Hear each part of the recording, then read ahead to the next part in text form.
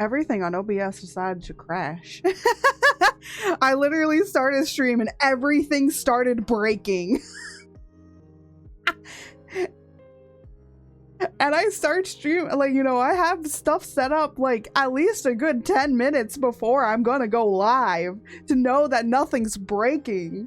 And everything decided to break. Welcome to my stream where there is only but chaos.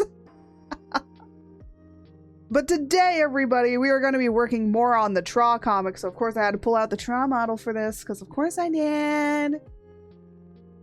I mean, well, I couldn't not. I will say one thing I gotta do in my off time is I gotta work more on this model because it's still not finished yet. He not done yet. He's kind of like par baked, man. There's a lot of little tweaks I want to fix on him before he's like, I call him done. So there is that. But, yeah, that's what we're going to be working on today. I'm going to just kind of try and hop into it today because I'm like, I want to get work done. I want work done today. Yeah. Yeah. Come on, I'm gonna move my mic around really quickly, guys. So bear with me for a second. Wah. Weeble weeble. Weeble weeble. A wee and a weeble. There we go. I'm hoping that it probably being in the area that it is, that I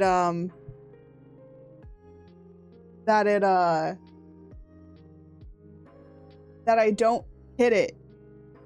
So I mute myself. Because the mute button, if you look at the mic, it is on the top portion of the mic. So it's not near the bottom. And so because it's on the top of the mic, it's closer to me. And all I gotta do is just turn my chest in the right way. And then now we got muted mic. So if you come in, my mic's muted, please tell me. But I do have a way for myself to tell me because it's all glowy and full of color. It's a rainbow. And if the light is off, well, that means it's muted. I used to have a like kind of sock on it and it was kind of really hard to tell if the light was on or not. So I took it off. I had to take it off. I had to take it off. So anyways, we are going to just go and hop right into art because I want to. Oh, let me just quickly get out of that. That doesn't need to be there anymore. So we're mainly going to be sketching today. So let's go over here. There we go. I was like, where's my drawing arm? Where is my drawing arm? Oh no. Oh. But yeah, so we're gonna be chilling and vibing today with doing some of this. Oh, do I want to pull up VHand? Do you guys like VHand? I'll pull up VHand. Let me pull up VHand. Hold on. VHand. Oh, for some reason, I don't know why, VTube, like, all of a sudden just, like, crashed in the middle of everything. There we go. Now we got VHand up. But all of a sudden, it just kind of crashed in the middle of everything. And, like, while I was in the starting soon screen, I was like, what? Where'd my VTubes go? And I was like, what happened? Because I didn't exit out of it. It just crashed. And I was like, oh. So that might happen again. Just word of warning. Honestly, at this point, I'm slightly thinking about getting doing PNG Tuber Plus in order to just have a model so in case things break, then I then I have a backup.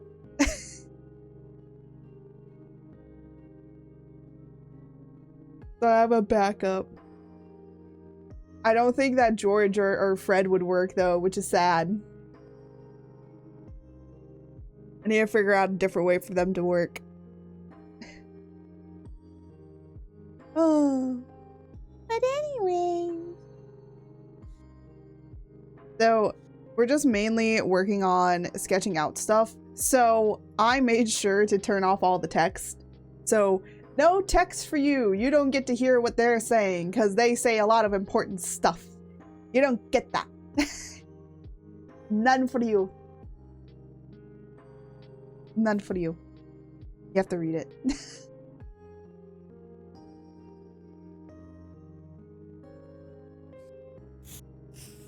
So we're just gonna be chilling and working.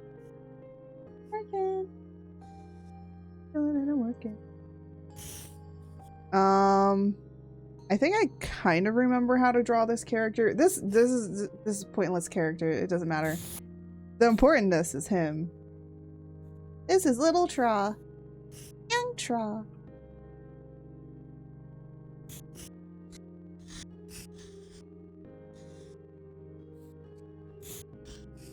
So we'll draw. All I'm just kind of doing is more of like. Did he have a vest? I think he did. Vesty.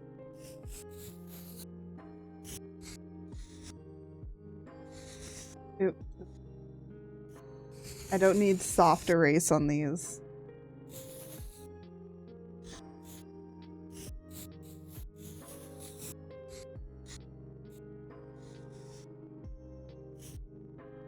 Okay.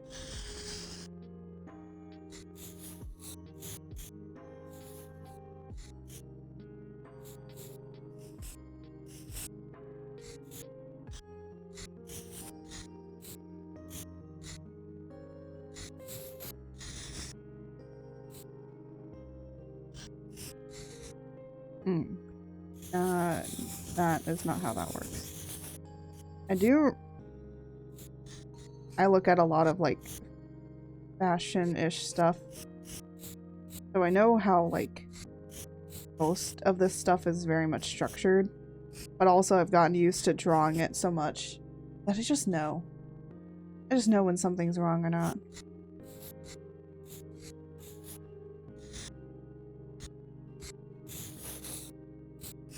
Now you also get to see where I'm drawing the lines for when I have to line it. Because a lot of the lining, it goes outside of the bounds. You should always go beyond the bounds. When you're making a comic, and you're doing characters, make sure you kind of go a little bit beyond the bounds of the frame. Go a little bit beyond. It'll help. Because if you print it, then it'll make it so that there's no like little white lines or bleed lines or anything like that. So always make sure you're going a little bit beyond that. Even for backgrounds and stuff too, just make it that the background is a little bit bigger. It's kind of like in it's kind of like how I'm trying to remember. It's kind of like how animation works. You want the background to be bigger. There was like a really good animation I saw for, I think it was for Neurosama. It was like a fan animation for Neurosama, and they showed like the background, and I was like, yeah, that's like, because like the background was like massive, that they could be able to like do all that. So she was the only one being animated, and all they did was just drag the background, so it looked like it was moving, but the background wasn't moving. It wasn't. It was a trick. We love to trick. Gotta open this page up. Hello? Open page. What? Yes, save.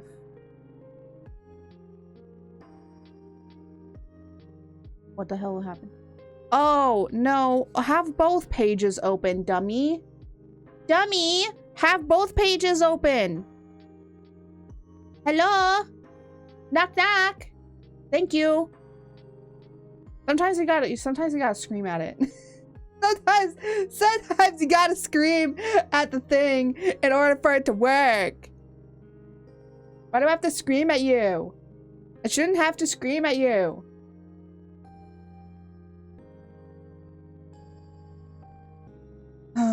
Sometimes you just gotta, gotta beat it with a stick sometimes.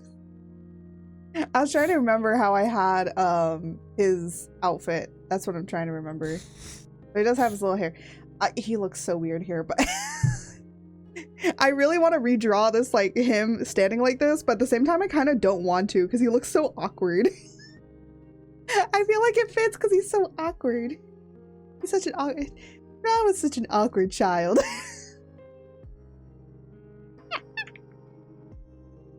Look how, like, he looks like such a distinguished gentleman, and then now I am wearing, like, this. Look at Child Traw, look at Traw now. And especially look at me.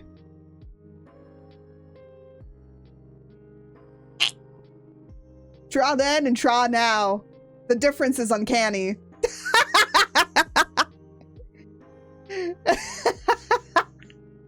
I still don't know why I put that as a toggle on my thing. I think I just did that for shits and giggles, but damn.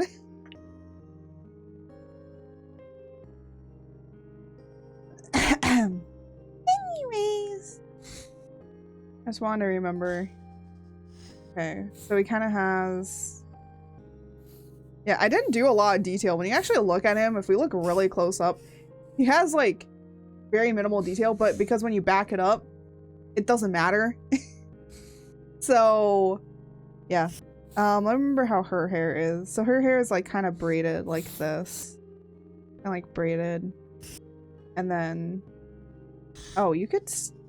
Oh, I forgot to draw her hair. Okay, you know what? Doesn't matter.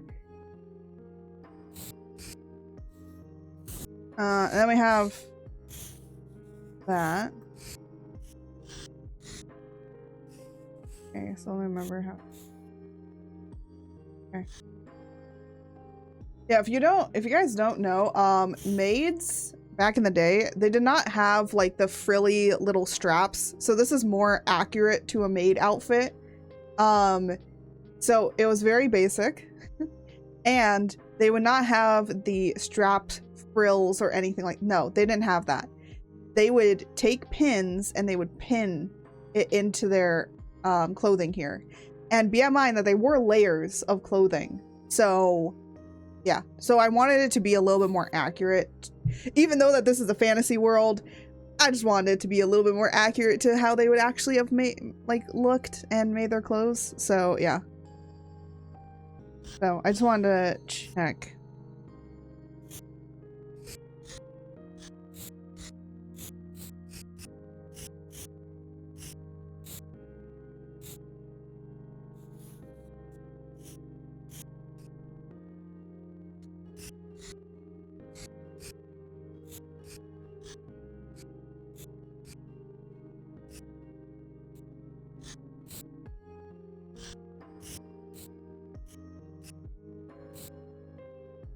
Yeah, one thing I've learned, like, with making a comic, one thing that a comic is going to teach you a lot quicker than anything is learn really quickly how to draw characters that are going to look like they're different ages, or else they'll all look like the same.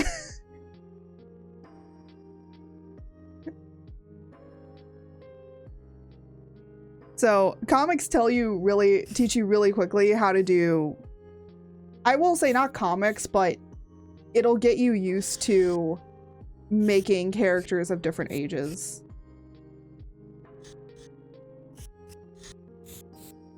So you kind of got to get used to making different age characters. Little kind of has a little bit of his twirl, I remember. Yeah.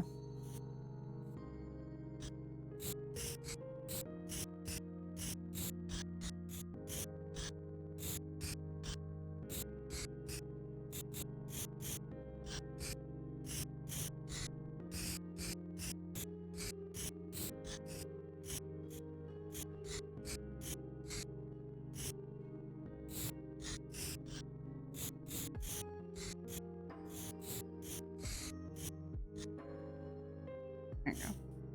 How long was his ponytail? Yeah, it's not a very long ponytail.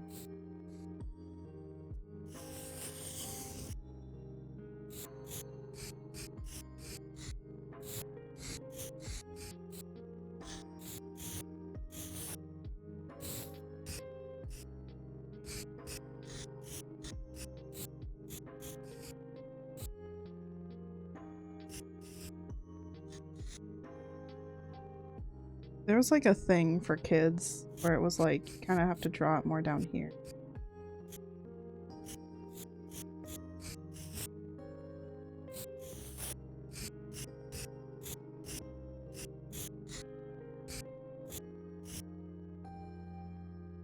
Yeah. It's like it's more like it's like I don't know. There's like a way. But definitely the bigger eyes is gonna tell that he's a kid. I mean the height too, but I will definitely tell you that much.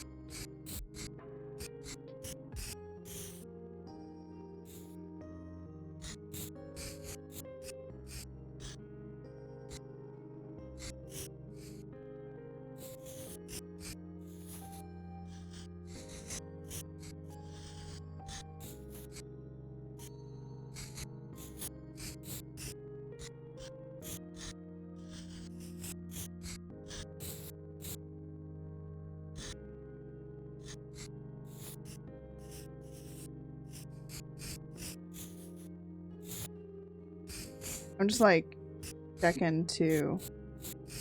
I do also have to reset this. There we go.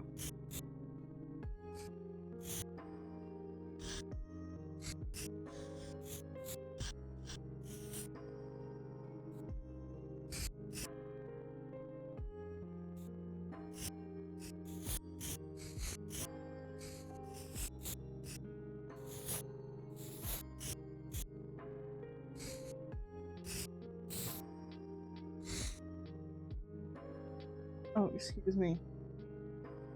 I'm also just gonna do all the sketches on like one layer. Because then that's gonna be like super easy for me to like fix stuff. Because what I used to do is like I used to draw each panel with its own sketch and I'm like, I'm just, why? Why have a bunch of different layers for the sketch? It's all, just do it on one. Do it on one, it's easier.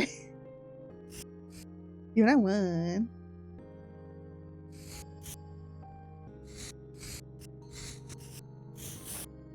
Again, drawn outside.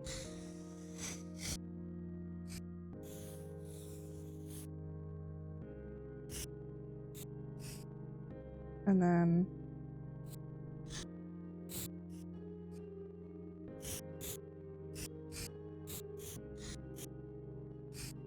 okay.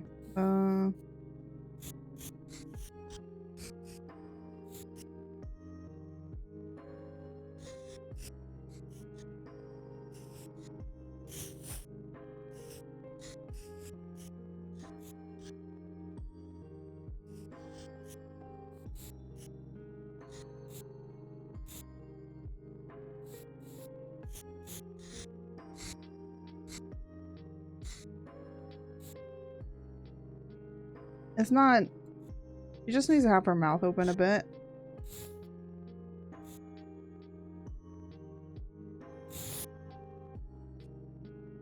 A bit bigger.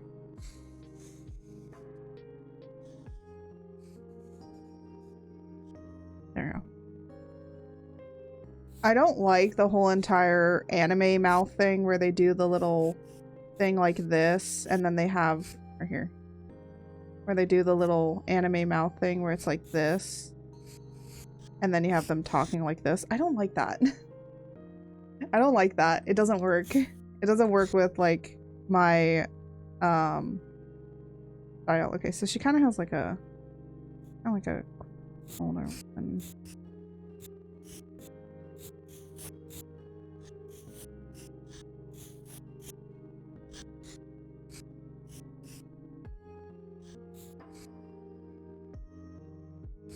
okay. Nope. Usually when I'm doing eyes on the side here, I'll draw the round part first, because then I can be able to figure out where the bottom and the top lash go.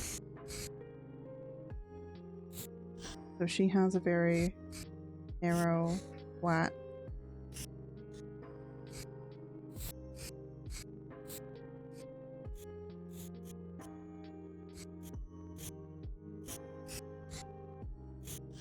Kind of, she's a little angry.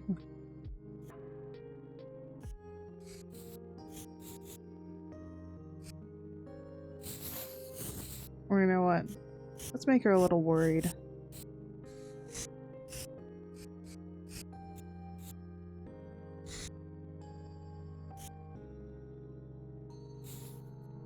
This needs to be pulled.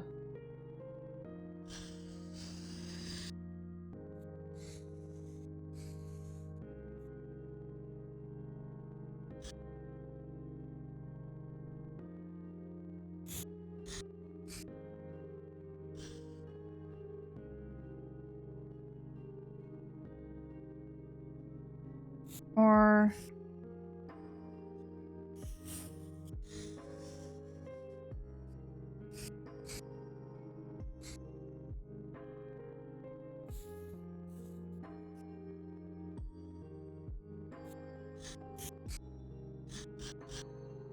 she looks like a, I think I was drawing her to be like a stern kind of woman. Very stern.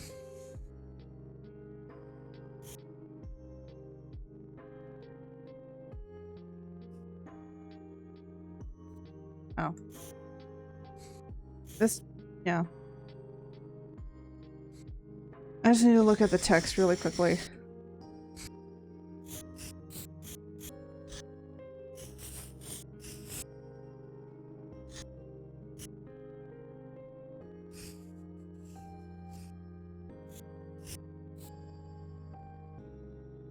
And then the correct way.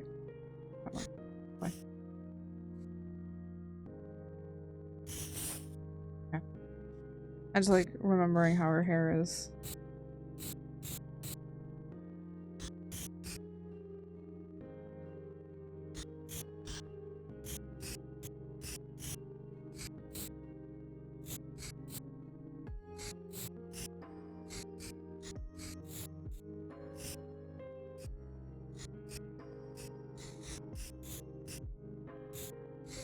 And then other parts of her hair.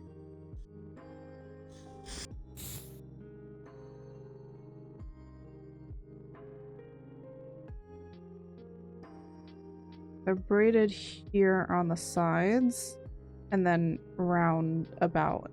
Okay.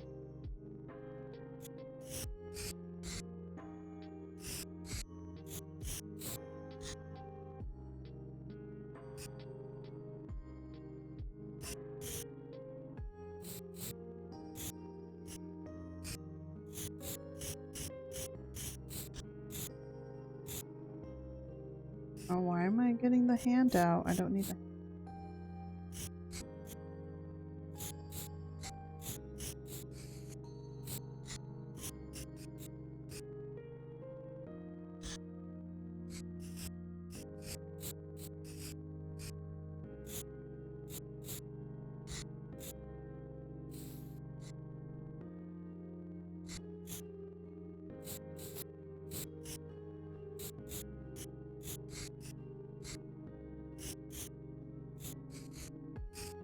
I don't know why I gave like this one side character such a complicated hairstyle when she didn't need to have one.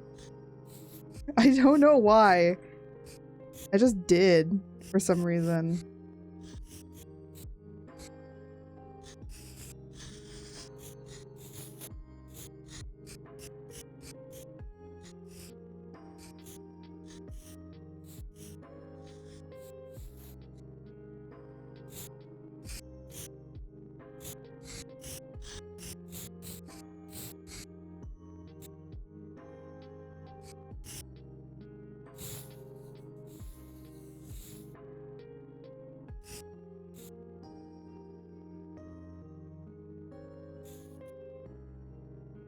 I don't know if I wanted to change this.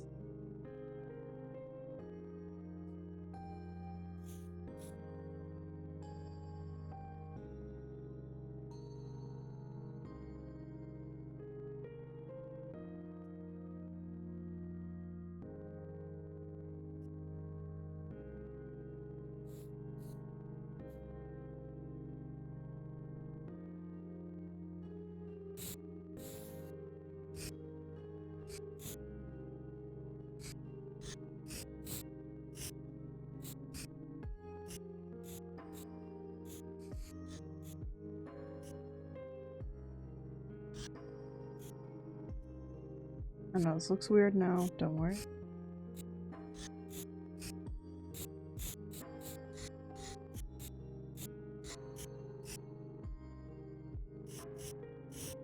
I have like a little button nose.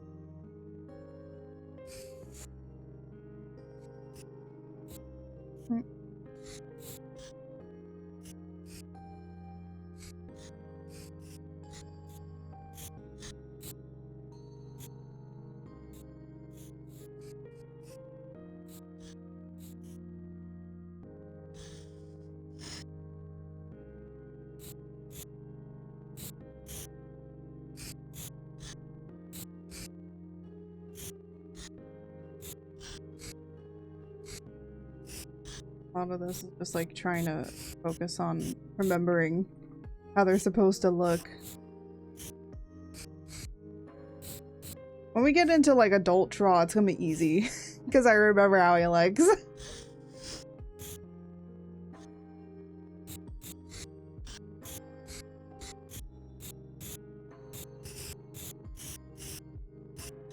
Oh, wait. The other thing is like angles. It's like this is angled here. That we have his nose under here.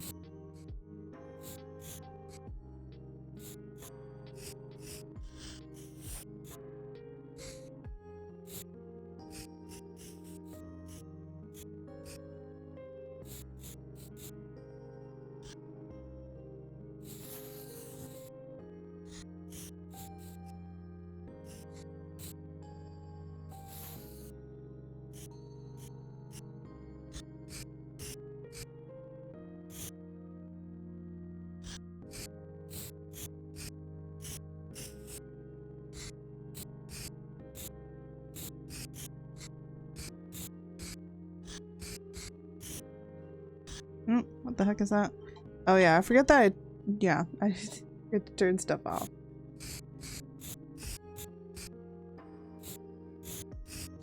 Because normally this isn't a day I stream, but I have to stream on this day because I'm doing other stuff later this week, so I can't be streaming at my normal stuff.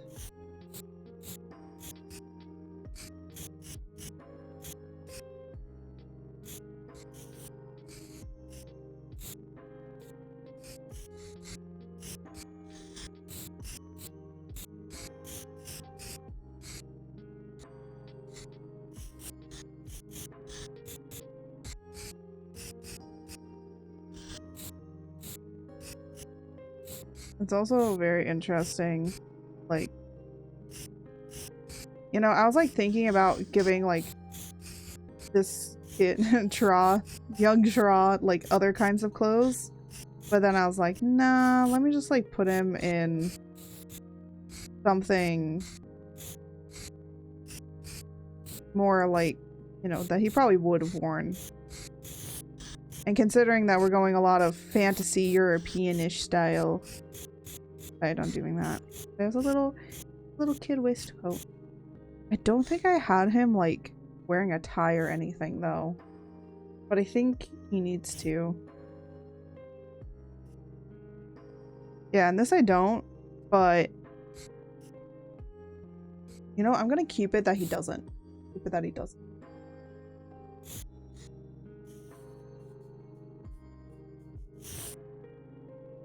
Such a cute little Tra.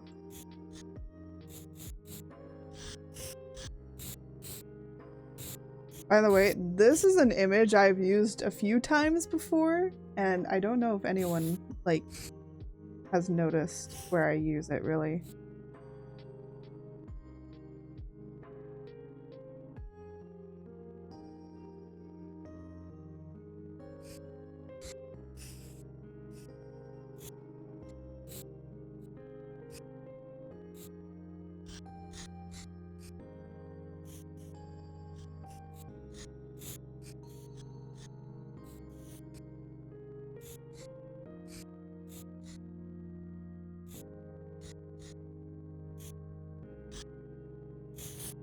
I'm gonna draw her face first, because I want her to have, like, a sort of... not the stern look that she had earlier.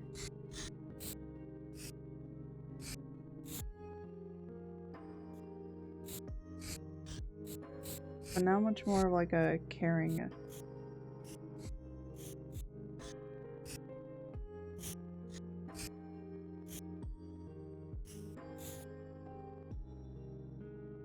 Or eye too small. Sometimes that's what happens. I draw eyes too small. No, don't, no. I want it to back up. Boom.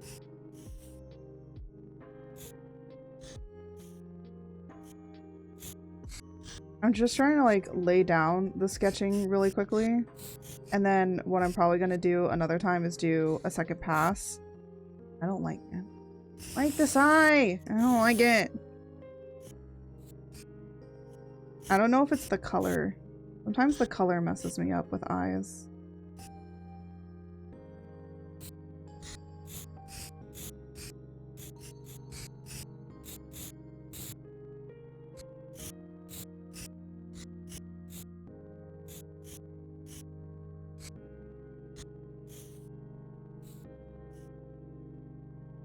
Older, full age, so let me...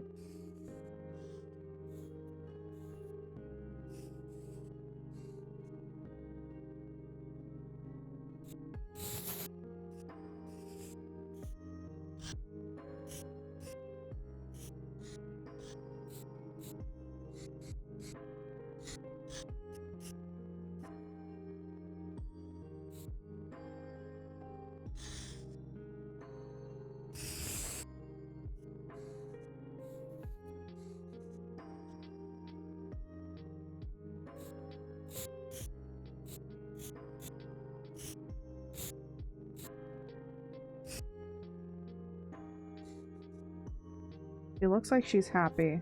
Not supposed to be happy. There we go.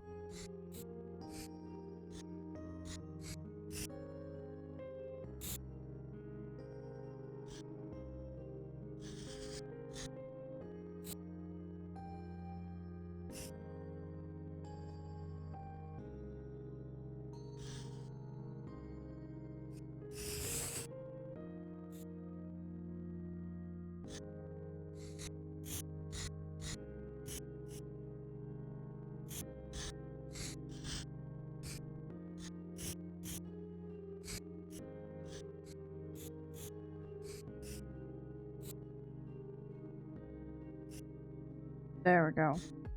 I guess we're gonna keep her in a stern look. Because the minute I try to change her into any other expression, she doesn't look right. She doesn't look right.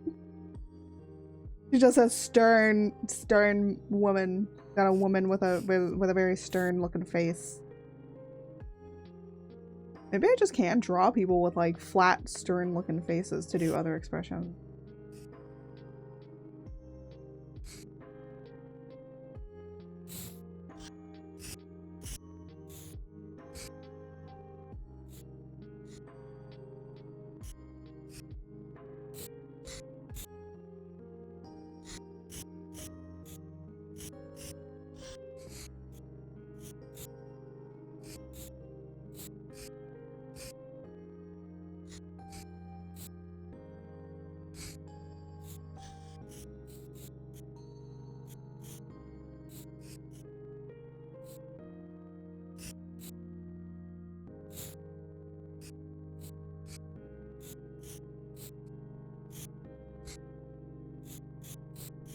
You know, like with draw, it's easy.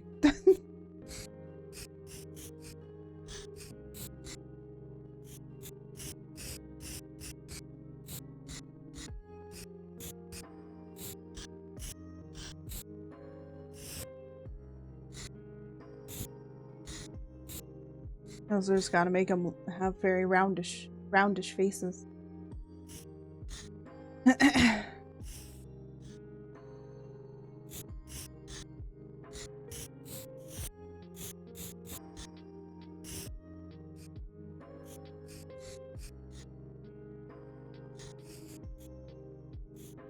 Also, I do try and not copy eyes to the other side. Just because...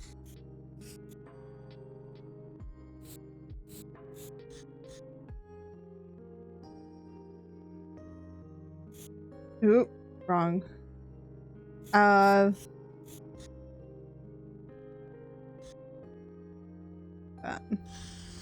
That was when I was using, I was making some thumbnails the other day for some shorts, and I needed a lightning. And I have plenty of lightning brushes. And so it stayed on the... Stayed on lightning. There we go. She does look a little bit softer, but she's not like, so she's not like as angry as she was before. She's a little bit softer.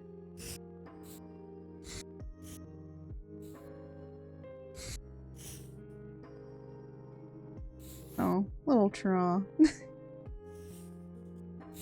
I think his eye, no, his eye up there is not that big. I'm trying to make them big, so then you can kind of tell it's supposed to be a child. That's the only way that you can tell if one of my characters is a kid or if they're an adult. Look at the eyes. If the eyes are smaller and shrunk down, except for one character. One character does have big eyes, and that was on purpose. But they're an adult. They are an adult. And that's just because they're underwater. They need like the big giant fish eyes, so because they live underwater. They need the eyes. They need the eyes to work right. Originally, I was actually gonna have it be that the maid is like pushing him out of the area, but then I was like, nah, I kind of don't like that because I feel like he would just go. And with how I was like kind of rewriting a little bit of this story, it made more sense that he would just walk out voluntarily than her like pushing him. And also usually most of these lords and ladies, it's like when when the man of the, you know, when his lordship calls for you, you go. You don't just like dilly-dally, you know, you go. You gotta go. So I was like, okay, well, we'll just, you know, we'll just make it that they're walking out. Sometimes with comics, you can kind of jump in between like doing actions and stuff. The best I can do it is if you're doing animation, animation requires you to have key points or key movements of animation. Comics, you can completely break that. You don't have to do that. So you don't have to show every single action thing if you don't need to. So for this, it's like, you know, she kind of rushes into the room here and she's immediately talking to him. I don't have to draw the thing or anything because it's already established that she is probably running through that door. So it's a lot of like showing and not telling. You know, you don't really have to show everything and you don't have to tell everything either because a lot of it is very visual. So it's like you should be able to make inferences based off of like how things are set up. And so that's why I can go from this scene to this scene and then we have this scene and then in the comic we just jump to they're now walking out, right? Because it's already established like, hey, you know, your father called for you. So now they're just talking. So this whole entire talking bit, they're actually walking. Now, how you would animate this for like an anime or animation, I mean, like, hey, you save money because you don't have to animate the characters talking and walking. You only have to do it for one particular scene. And then you get a new scene that you don't have to do that with. So it's like, that's why some mangas and all that sort of stuff, like you can take so many artistic liberties with it. And you know, if you do like an animation or anything, you can use this as like a blueprint and you can see where you can put in animation and where you don't need to put in animation. It's a good trick. Another trick that comic makers use is we will copy and paste frames or copy and paste we'll make like one image. I've done this before too, by the way. You'll make like one image, you'll like draw one image and then you'll copy and paste that image like multiple times to just kind of like give an idea of passage of time. But the other thing that you can, and that's like a really lazy, it's kind of a lazy trick, but a lot of comic people use it. Just to kind of like emphasize pausing of time. So it's like, you know, like a person sitting and waiting for like a while. All that you need to do is just change the background color to be like from night to day, right? And that's pretty much it. But like all the colors, all the flat colors, all the room and stuff like that, all you have to do is just change the lighting. That's it. So it makes it a lot easier. So, and honestly, I've reused backgrounds before. That's a pretty cheap move too. But you can reuse backgrounds. Like, you know, you can reuse backgrounds, you can reuse colors over and over again, especially if you're going back into that area over and over and over again. Or, you know, if it's like a forest or whatever, you can just keep reusing the same background. No one's going to tell the difference. No one's really going to notice. It's a forest. All of it looks the same. So you can reuse backgrounds. That's like another trick.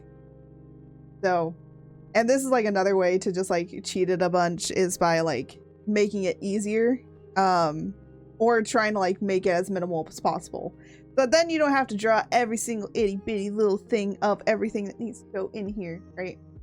One other thing I've learned with comic making, you don't have to draw the entirety of the background. Don't do that, you'll kill yourself. I know, because I burnt myself out doing it because I would make my backgrounds really complex. And I also did it with lineless art. Oh my goodness. Nowadays I'm like, line it. So for a lot of stuff, I just like when I'm making comics or mini comics now, it's like line it. Do it with lines.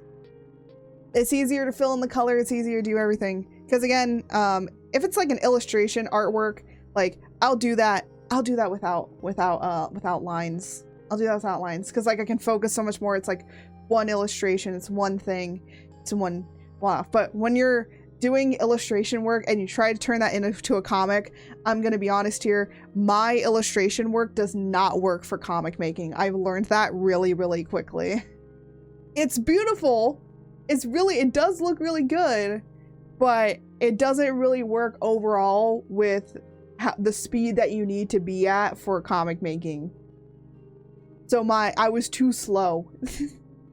So I needed to speed it up, and line work does speed it up, because then, you know, flat colors is super quick. Because I'd have to spend so long doing the flats. And it's like, no, you should just fill. Okay, now you're going to render. The areas that take the longest is thumbnailing, background art sometimes, depending on depending on how you do it. But thumbnailing might take a little bit because you might be changing up thumbnails. Sketching probably takes about the longest. I mean, we've been here an hour and I've only done one page. So that's because I was going back and forth between making sure I was doing this, like doing some of that art correctly.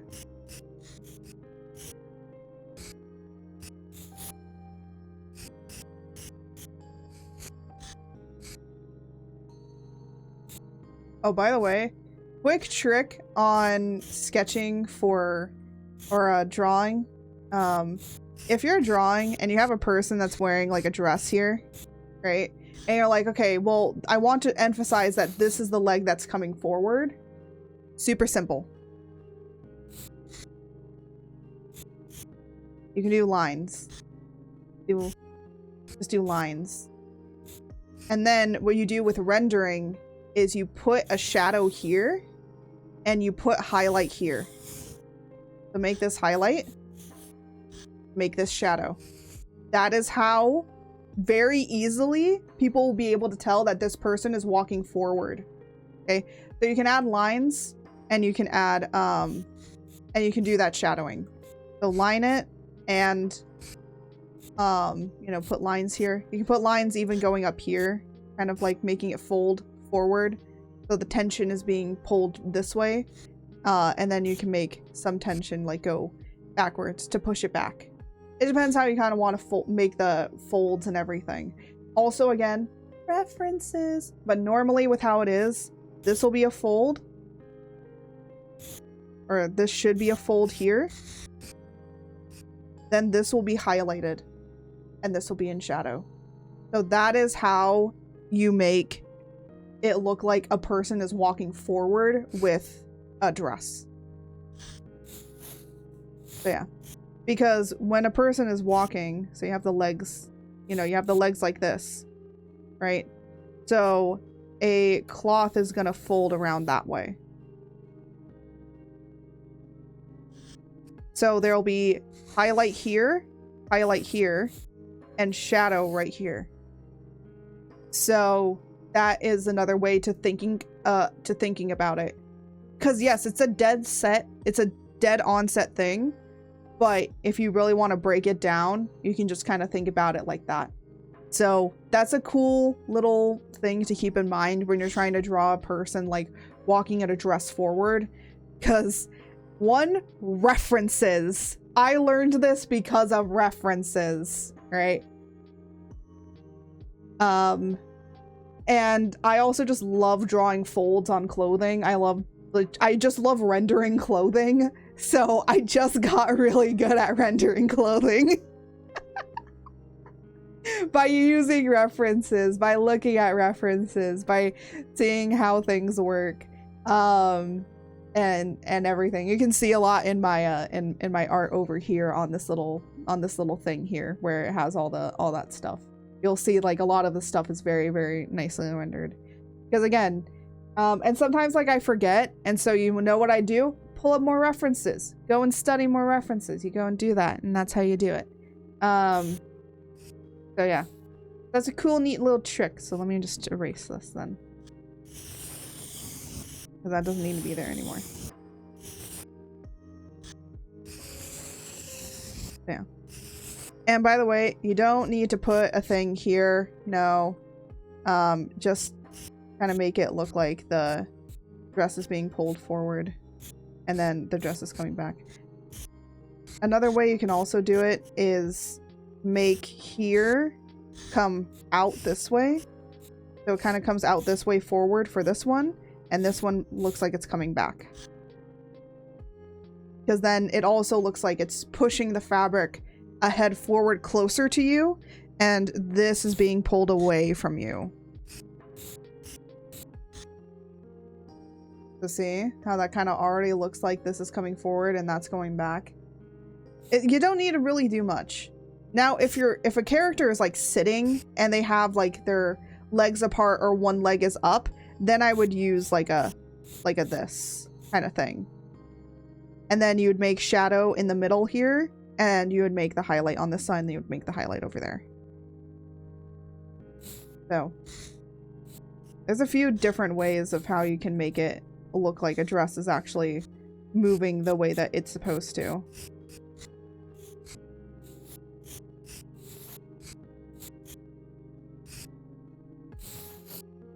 Oh yeah, you know what I forgot to do? It has like little frilly thing.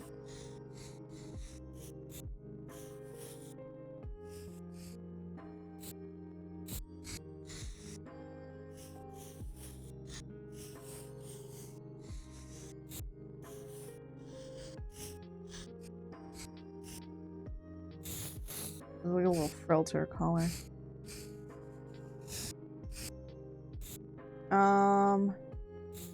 So yeah. The one great thing about doing these comic things is that you can learn a bit. You can learn something. One day I want to like put something together. I'll try and put like something together for learning how to do certain stuff. Especially like with comic making. I made like one script about like how to make a comic or like how to start making your own comics. Mostly just going over very general help, but not like actually art stuff. It's not art related. It's more of like, here are the steps that you need to do in order to really make your own first comic. That I wish I would have known while making my first comic. Or like, you know, trying to attempt to make my first few comics. So also I just realized this eye is like really far apart. Kind of, okay, now it's too low. I think.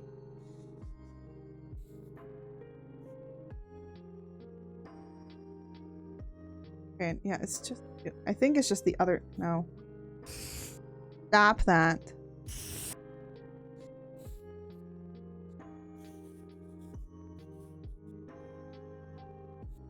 Yeah, I think it's just the other side is being a little wonky.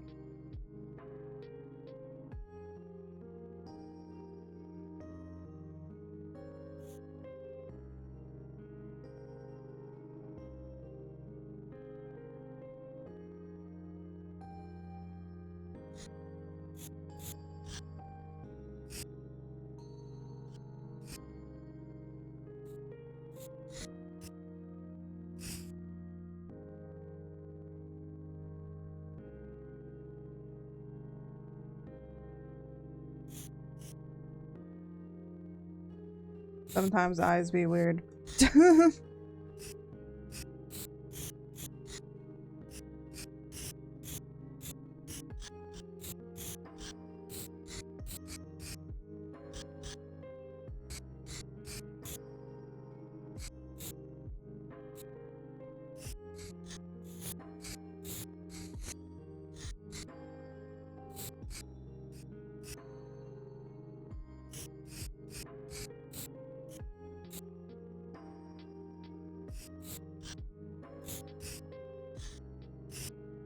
I just don't like drawing eyes. I will say, it's not that I don't like drawing eyes. I like drawing eyes. It's just sometimes eyes do turn out a little bit more wonkier than you think that they do.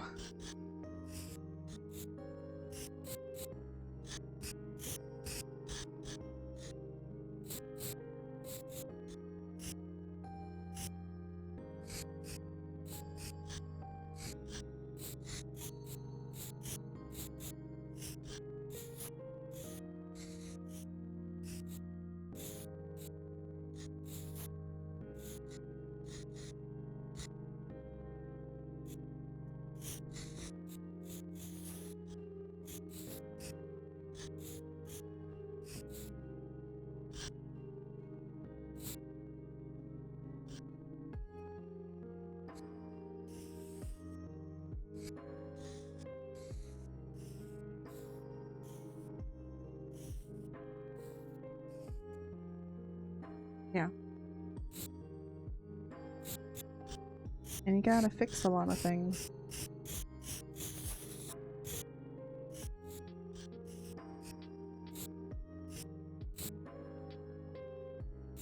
There we go. Now we got that all fixed.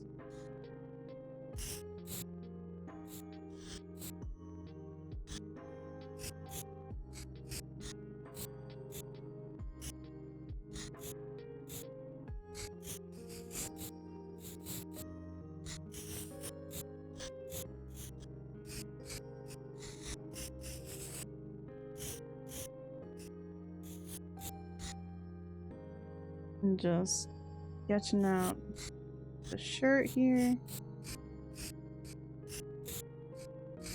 And of course his little vest. The little vest. Oh wait. No, this is the one that overlaps. I was doing it wrong.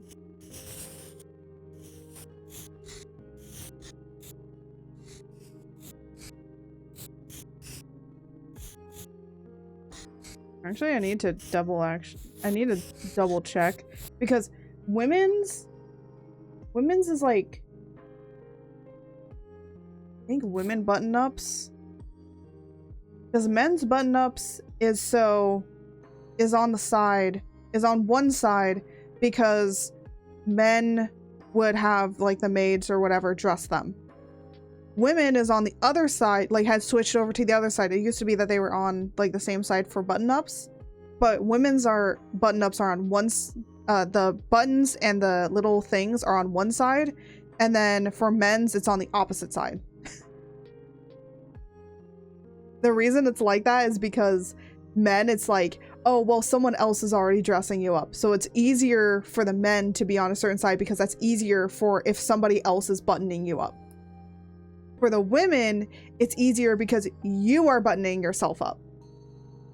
So the women button-ups are actually easier if you are doing it yourself compared to the men. I will double check to make sure it's on the correct side.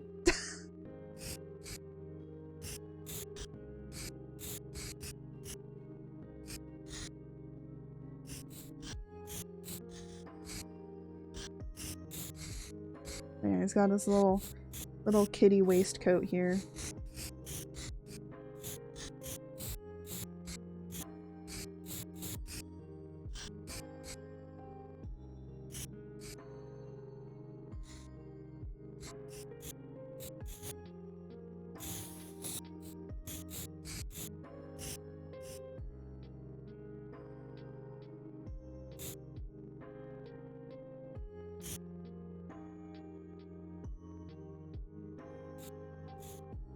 And then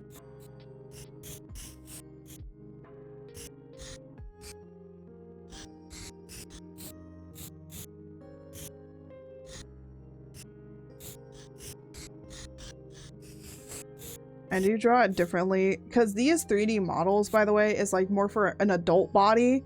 So one way of how I kind of just go around doing that is just ignore that he has pecs. Ignore that he has muscle and just draw as if he is a skinny little guy. And that's how you get around that. There's another character I use, they're a man, but I use a womanly model for them because it makes them look very androgynous. But I use a woman 3D model and so it has boobs on her, and I just cut off the boobs. I just ignore the boobs. Sometimes that's kind of how it is when you're making certain stuff. You just gotta do that. And also I try and make stuff more rounder with kids.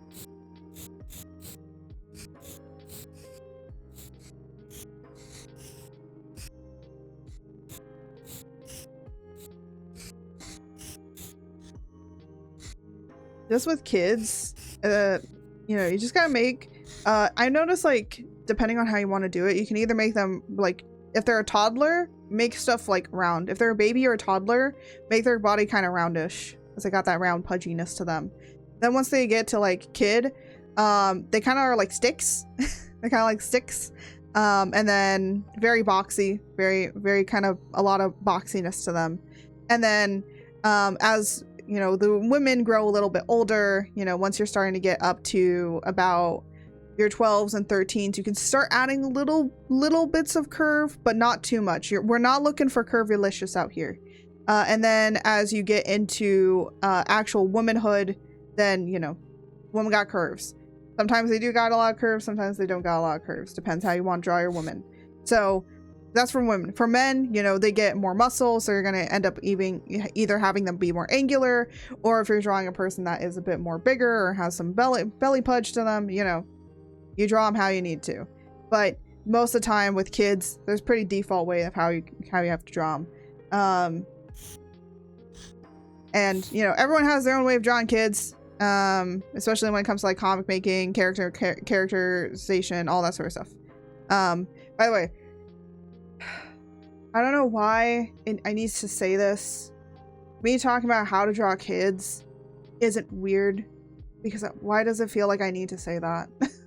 I feel like in our current day and age, it's like it has to be said. And it's like, I'm making a comic where I'm drawing a younger version of a character. I don't know. Some people are weird out there.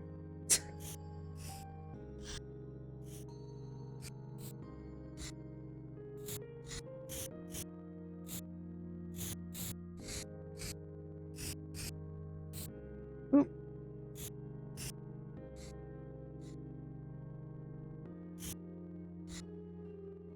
I don't think that this child would have understood exactly what they would become later on in their life. Maybe they understood some things, but they did not understand all as a child.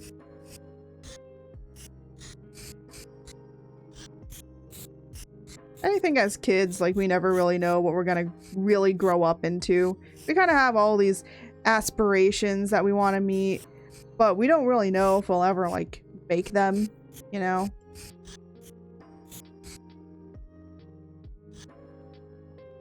Oh, I just realized we're gonna be able to see his mole here.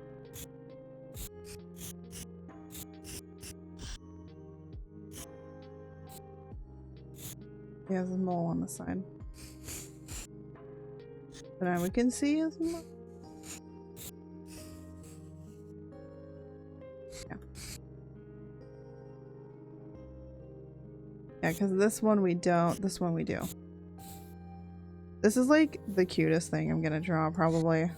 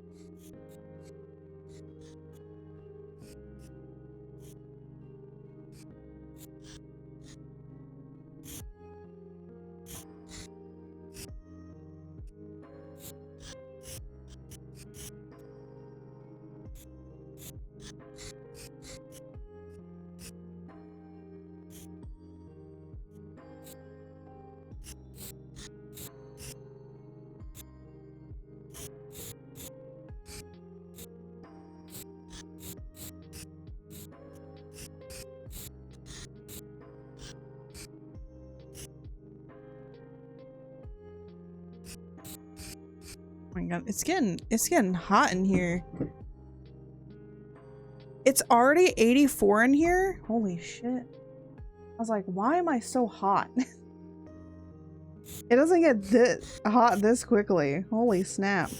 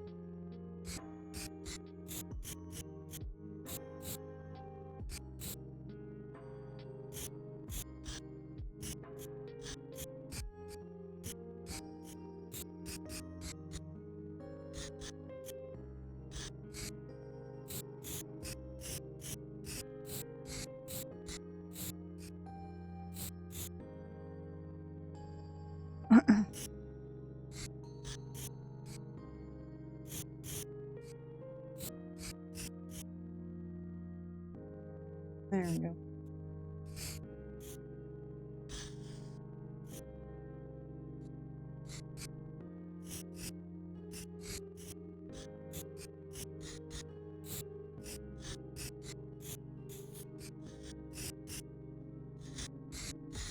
I'm not even gonna make him wear his waistcoat in this.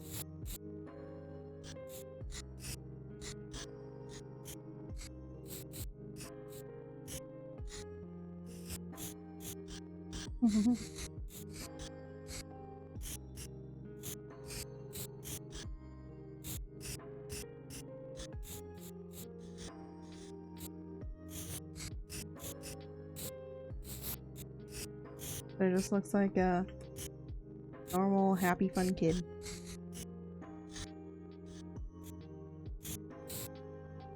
You're just a baby. A baby.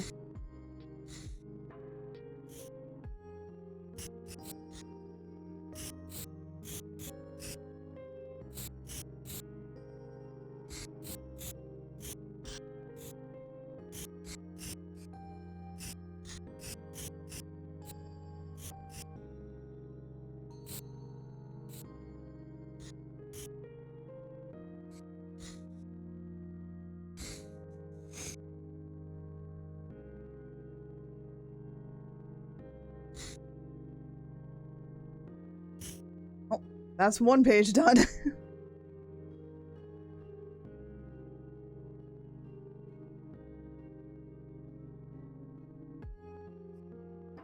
Oh. Remember how I was saying don't do detailed backgrounds? I am gonna make this all be like a important like 3D thing. Or like important thing. Oh my goodness, why those are, that's funny, that's floating. It's the haunted stack of papers. Look at it, it floats. Yeah, so this 3D stuff gotta be fixed, but it's okay. By the way, now that I have EX, there's an easy way to actually turn this all into line. So I don't have to do anything crazy. There's like a way I can turn it easily into line work. So we're gonna start here.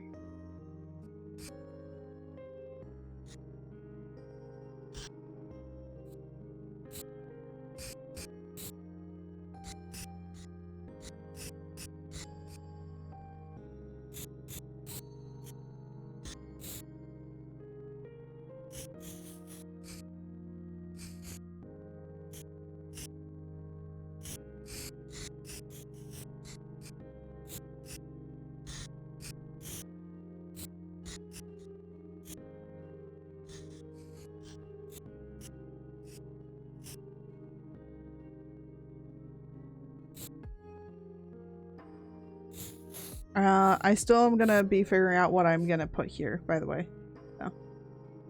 So don't you worry about that.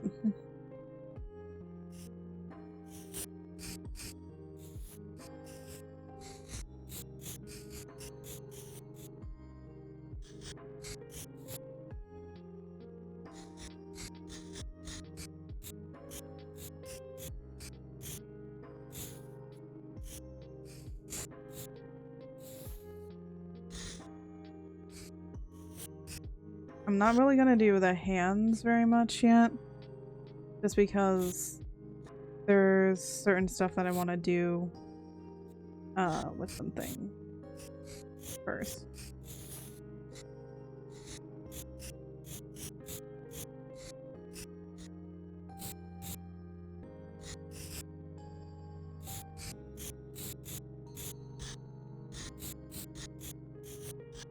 Mm-hmm.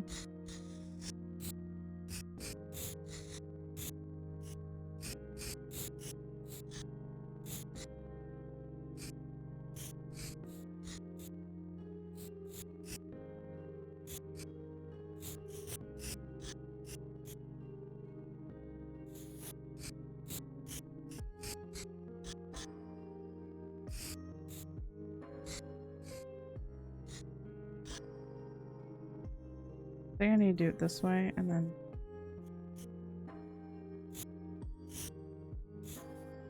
out of here.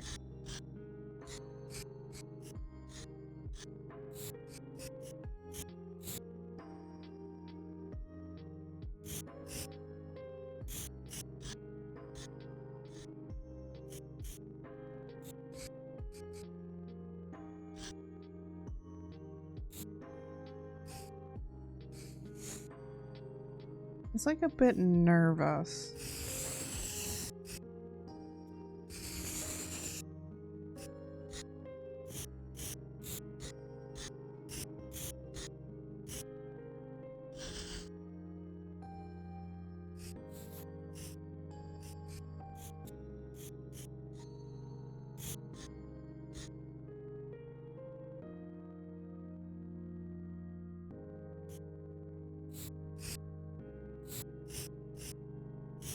Ah, that's definitely not what I wanted to do.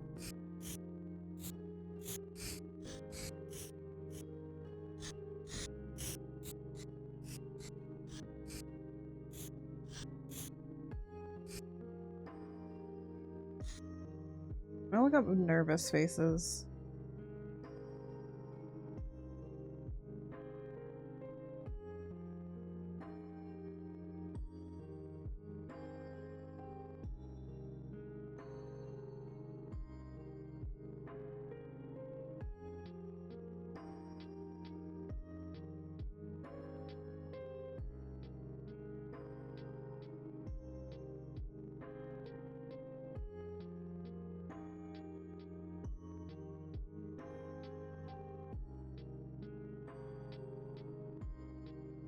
Okay.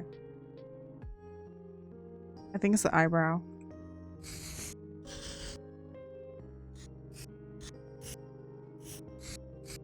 There we go. That's what I wanted. It's all in the brows. It's all in the brows.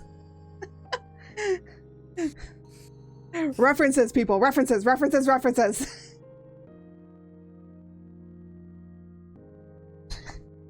This is why we use references.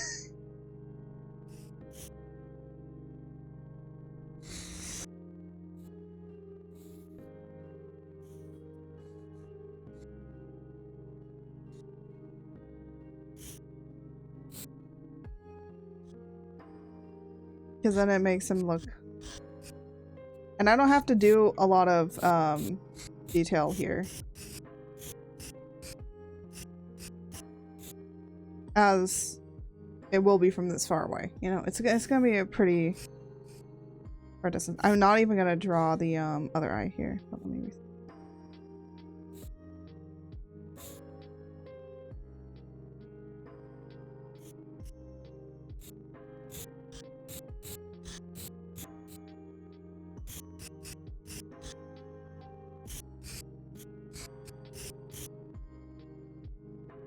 trying to sleep before work. I mean, are we all?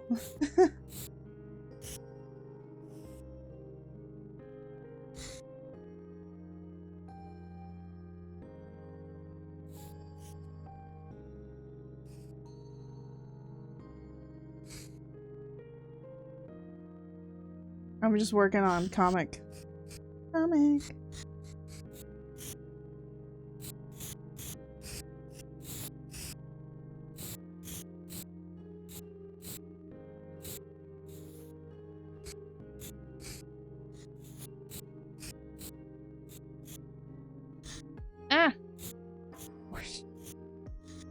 It does that a lot. Where I'll just grab it and move it, and it's like, that's not what I want.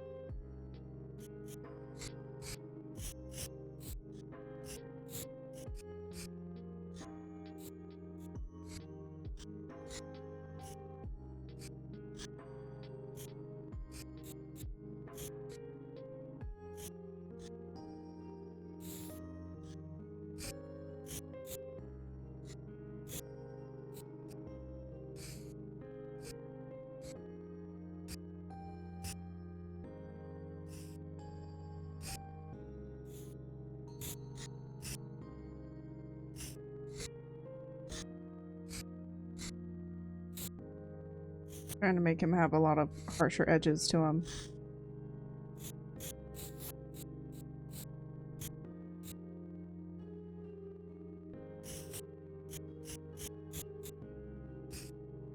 But also try and kind of make him look like how a adult draw is gonna look like. A little bit different though. I am gonna fix the hands, so ignore that. Just more of working on the face right now.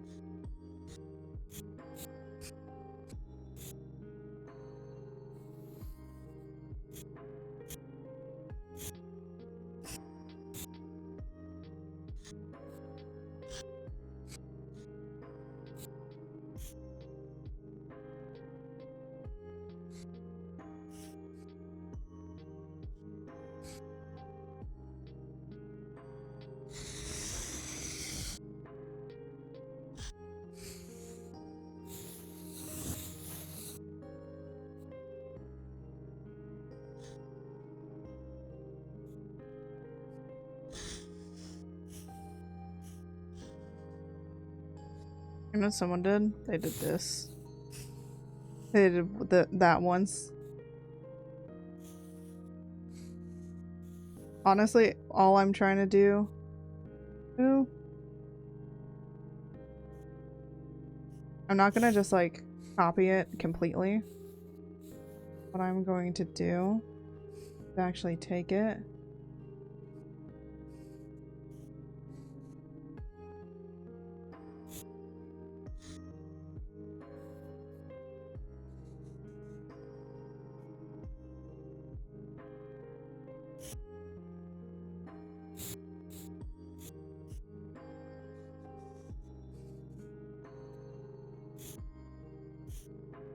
I think the other problem is the shadowing on the model.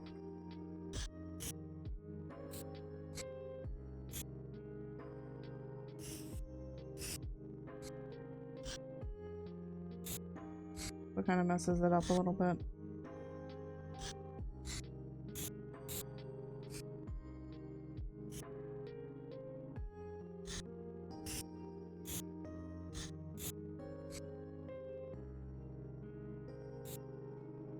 I'll redo it later.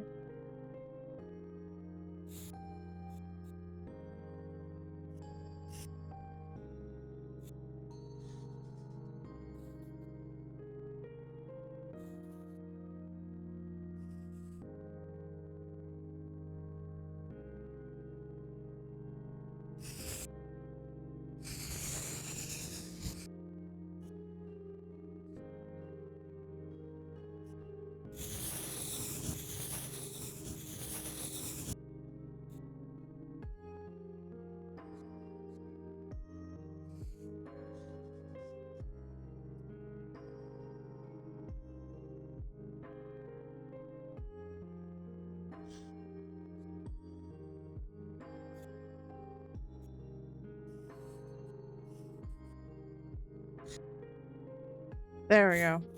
Sometimes you just need to use the liquify brush at a really, really high, really high in order for it to work.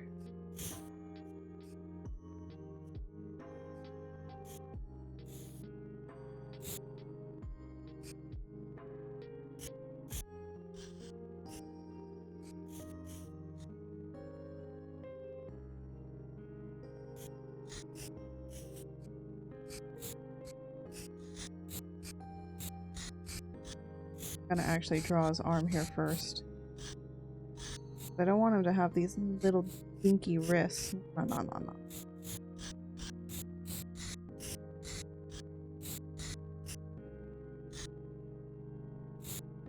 There we go.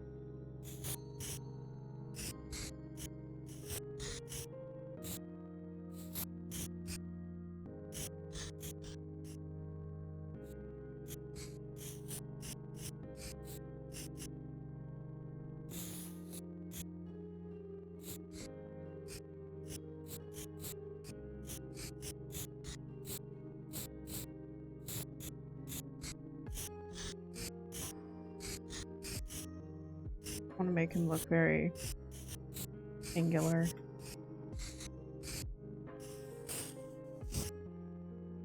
Kind of a little scary looking.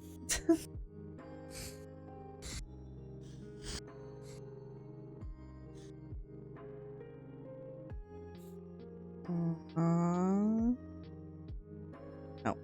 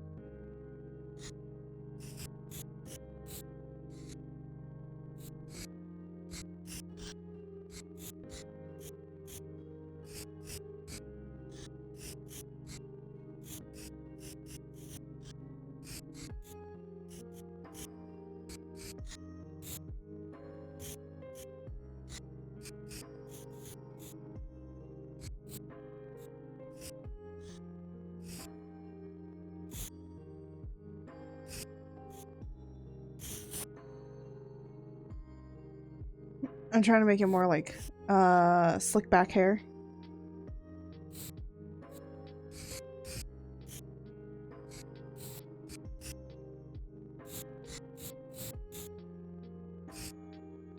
This side.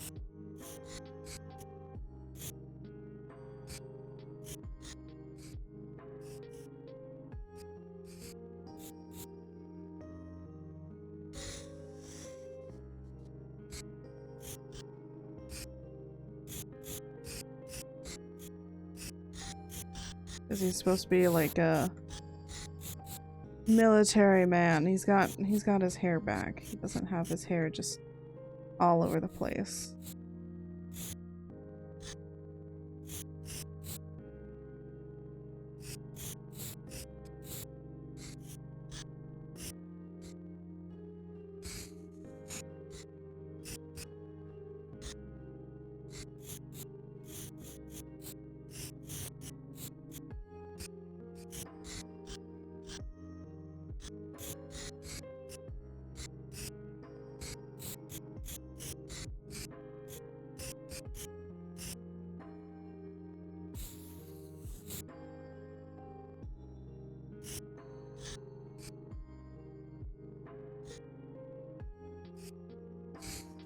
There we go.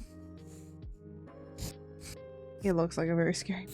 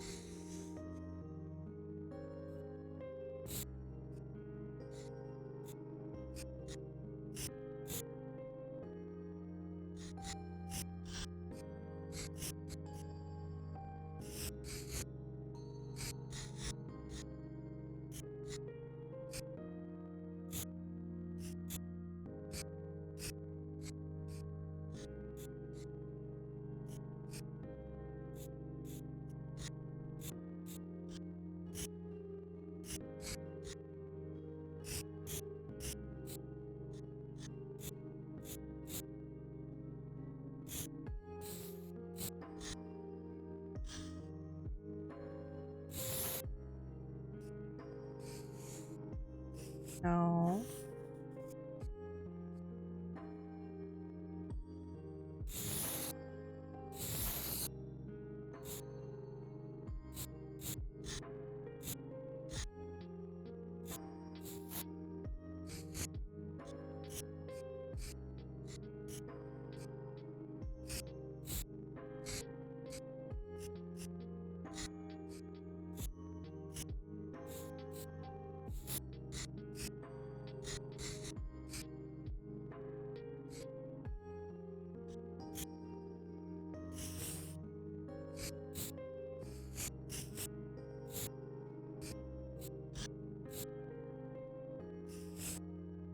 There we go.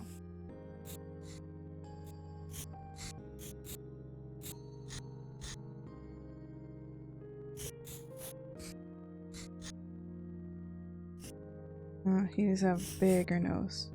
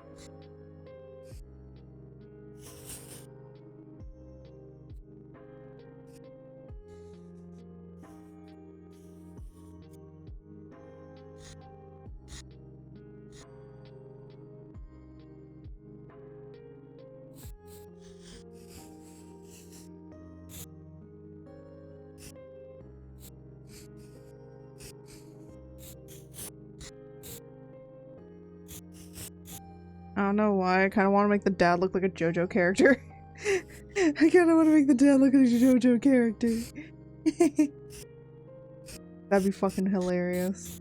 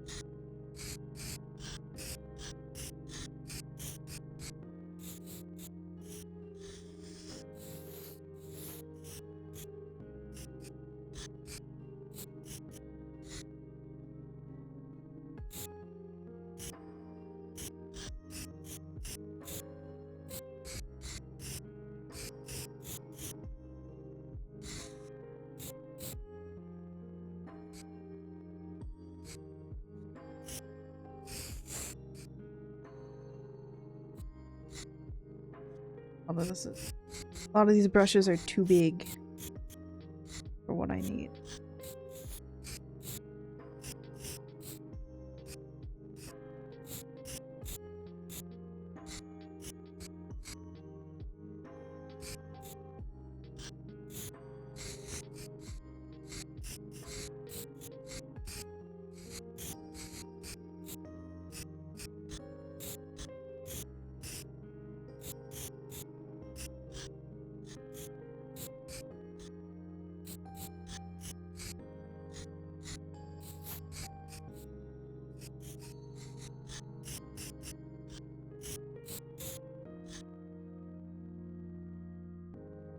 Anyways.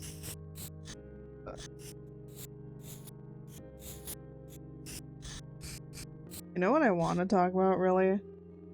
Why is it that getting cars or getting a car is like so difficult nowadays? I swear to God. So,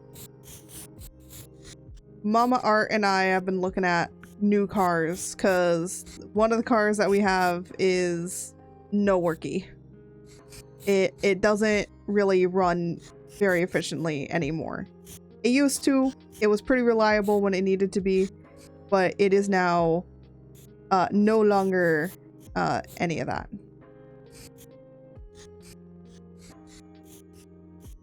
So we are looking into getting a new car, but there is some issues. So first off, we're just looking around, right? So we go into the dealers, whatever, and I will say we've had some pretty bad experience. We haven't even been car shopping that much, and we have had more bad experiences than good ones. So we go into the dealers, we go and we are like, hey, we're looking to buy a car. Okay, we're just looking. We're not gonna buy a car. We are shopping around. That's what we say. There was only one car dealership, which is the first dealership that we went to, and it was the first area, and they were like, yeah, here's some cars to test drive. We test drove. Throughout this entire experience, we have only been able to test drive one car. Okay, we've been to 3 different dealerships. Okay, when we're talking about dealerships, we're talking about 3 different companies. We only got to test drive one car at one of them, because the other ones we weren't really looking at. We were actually just looking at one car for that particular dealership. So it's like, that makes sense. But all the other ones, we actually don't have cars for you right now for you to test drive. Honestly, I just partially think that they didn't want us to test drive any cars if we're not buying, right? Or we're not thinking about actually leasing or actually getting the car off the lot, right? So I don't think either of those 2 dealerships wanted to show us anything because we didn't want to buy anything. And it's so dumb. Why? Just like, come on, man. Like, yeah, I might not be buying, but you should at least show me stuff, because that's gonna have me have a more positive relation with you, right? But no, these dealerships are working more off of, well, we want people to buy. We want people to buy. Bro, we're looking at a bunch of different cars, and then we're gonna decide based on our price point, right? So if you want to know which ones were the worst and which ones were the best, Honda was the best. Honda was like, okay, we know that you're not buying, but here are your options for buying and leasing, because that's what you said that you were interested in for this particular car. And they had us test drive it, right? The person was absolutely nice. They understood that we weren't, you know, doing anything. They were trying to get us to close on a deal, but we were very, very hesitant, very pushbacky. But they're like, hey, you know what? Here are the numbers. Here are the numbers. At least here, take these. This is the numbers. You know, come back when you want to. Come back when you need to. So that is a good dealership that I would purchase. That's a good one that I'd go back to even if I wasn't purchasing a car, because like that is very good. That's very good customer service right there. The other 2, okay, one, I don't blame the guy because apparently they didn't have like anything on the lot. The other thing is that the other one also didn't have anything on the lot, but honestly that person was just terrible. He wasn't terrible in the sense of he was just bad. It just felt like he didn't want to help us at all because we weren't going to buy a car. But the other guy, he was like, you know, I can show you cars, but we don't have any cars for you to actually test drive because most of these cars are either already sold or we don't have any on the lot, or they're like rentals. So we can't test drive. You can't test drive them. Yes, rentals you can't test drive. So I wouldn't say that it was a problem with the guy. The guy was very nice trying to show us stuff, but he even said like, I don't really have a lot to show you. Because a lot of the car companies nowadays, they just won't they don't have a lot of cars on the lots anymore. A lot of them is just show. Like, you can't test drive them, you can't do like any of that sort of stuff. So they have a very low stock of cars like on the lots, because they used to have a bunch of cars on the lots, and no one was buying, right? Because financial hardships and everything, right? So no one was buying. So they decreased the amount so that there wasn't a whole lot of stuff sitting on the lot.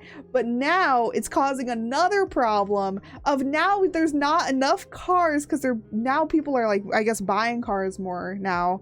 And so there's now not enough cars on the lots for people to try. So I don't blame that guy. And by the way, that was over at Toyota. That was a Toyota one. We have a Honda, by the way, so it's like that's why we went to Honda first. We've owned Toyotas before too. Toyotas are pretty good. And then we went over to Kia. We told him, I feel like immediately when we told him we were just looking, his entire personality of how he was going about things like changed. Honestly, it was late. You know, it was getting around to closing time. So I have a feeling that he just kind of wanted us gone. Even my mom was like, I have a feeling like he just wanted us gone. Now, for them, they couldn't show us any of the cars because all of them were either sold or they had no cars on the lot. Or they're like, they were for like, I'm trying to think of it. They were cars that you have to, rental cars, because sometimes at the dealership you can say like, hey, I want to rent a car while your guys are working on my car in the shop. So that's why there's rental cars on dealership lots. So yeah. It wasn't great. That honestly, that left such a sour taste in my mom's mouth because like she's the one buying the car, right? That left such a sour taste. She doesn't want to go back to that dealership. She actually, I'm like, I think she's gonna come home. She's gonna be like, I don't want to go over to that other Kia in order just to test drive a car. But now we're also looking over at, we were looking at Chevys, and then we were also looking at Hyundais as well. Oh, we went over to the Hyundai. Hyundai was closed. The Kia was open later than the Hyundai. By the way, Kia and Hyundai, or Hyundai owns Kia. Why is it that the Kias are open up later than the Hyundais? Like, come on, guys. Make them the same hours, please. Jesus. Unless you're opening up an hour earlier, then I guess that makes sense. But like, huh? And then, so now we're gonna go look at Chevys, and then my mom, and then we might look at Subarus. And I told my mom this. I was like, hey, you know what? If we're gonna get a Chevy or a Subaru, because the problem is with Chevys and Subarus, they break down a lot. And I was like, look, mom, we lease it. If we lease it, and then we can trade it in for a different car later. As the cinema, like that's what you gotta do. But damn, why all these car companies just, I don't know. Honda feels like it was the only good experience, man.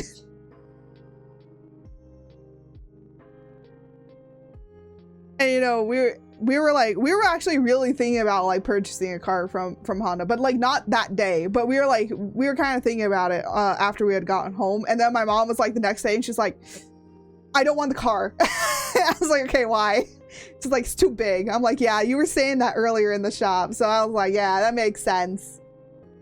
And then we were talking about it, and she was like, yeah, I really just want like a mini SUV. Well, and then I'm like, mom, but you went to Honda and Toyota and you told them that you wanted an SUV. That's why they were showing you the big boys. Because she was like, they're too big. I'm like, you asked for an SUV. We forgot to say specifically mini SUV, not SUV. So now we gotta remember. So now I'm gonna remind my mom. It's like, okay, we gotta say mini. We gotta say mini, or else we're ending up with like the big boys. You know, we don't need the. don't need a big giant Range Rover or like something like that. We don't need that. We need small. The only reason my mom wants like a mini SUV is because it's getting hard for her to get in like into a car. She can't bend down that low to get into a car. It's starting to hurt her back. It's not that she can't go into it. It's her getting out of the car. That's the problem, because it's so low. It's really hard for her to get out. So it's not the getting in that's the problem. It's the getting out of the car. And honestly, I'm starting to get to that point where it's getting a little difficult to sometimes get out of the car. And it's not too difficult, but like I know that I'll be having trouble eventually. So it's like, yeah. we need to start thinking about it, you know. Yeah. But damn, the price of cars, man. The price of cars. I've seen anywhere from like 50,000 to like 25,000. That's like the range. And you know, different companies pay different, you know, different stuff, you know. I'd say that Honda and Toyota. Honda is like the middle. Toyota is like much more expensive. Chevy is like bottom of the barrel. Like I could buy this for a nickel and a grape. And then Subaru is also kind of around Honda price, unless you're going like more. So yeah, car buying is dumb. Or just looking for cars is ridiculous. Okay, because again, some of these dealerships, like immediately when they hear you're just looking, the people like don't want to do anything. Because they're not going to make a commission off of showing you around, right? They're not going to make any money from you. So it's like, why should I even show you anything? It's like, because I might buy something, my guy, right? That's how Honda viewed it. Honda was like, you know, you could buy something. So we're going to treat you like you could. And all that. So, like, come on, mans.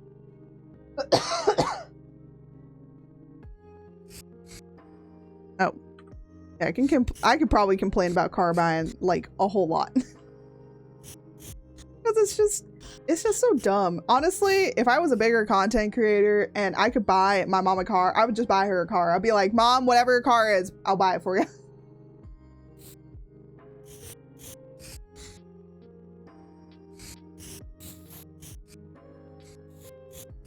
So. But like, I'm gonna be honest, we don't even really have the money to buy a car. We kind of do. It's just, we want to bring the down payments for it down so that we're paying lower in the down payments if we buy. But if we lease, then it's like we want the lease to be, oh my gosh, come on. Use my, we want the lease to be not as expensive. We don't want it to be like a very expensive lease. So we want to bring it down to like 300 or 200. Chevy was offering for that, and I was like, you know what, Ma? You could get a Chevy. I literally told her like before I had started streaming, because she was going off to work, and I was like, you know what, Mom, you could do? If the Chevy starts breaking down, well, guess what? Just bring it back. You bring it back. You're on a lease anyways. You know, after the lease is done, you just trade it in and you go get a different car. The one issue is that a lot of cars, at least here, are gonna start putting the stupid AI tracking in it, where it'll track your eye movements and like, it'll basically deem if you're, quote, fit to drive. And the thing is, I have a very, my face naturally looks like I'm sad or like upset about something all the time. I just naturally have a very upset look to me. if I ever go in person to like Offkai and stuff and meet people, when I relax my face a lot, because I keep myself smiling a lot mostly, but if I just relax my face, like immediately when I relax my face, people think I'm mad at them. And I'm like, no, I'm not mad. I'm just relaxing. This is my face relaxed. So some people just question immediately. They're like, oh my gosh, are you mad? That's always what I get. It's like, oh my gosh, are you mad? What are you mad about? I'm like, I'm not mad about anything. And so, like, even my mom does it, and I'm around my mom the entire time. She's seen my face relax multiple times. Like, bruh, please, I'm not mad. Trust me, if I was mad, you'd hear about it. Oh.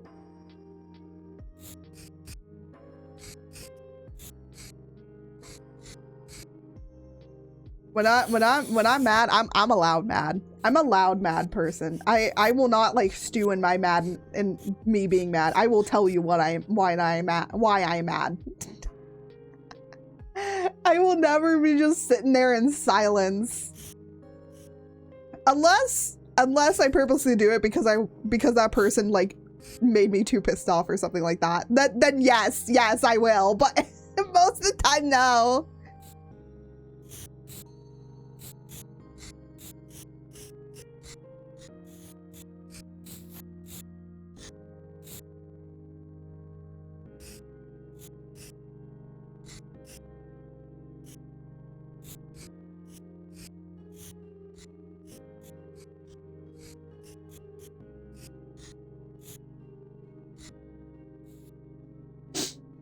So yeah, like,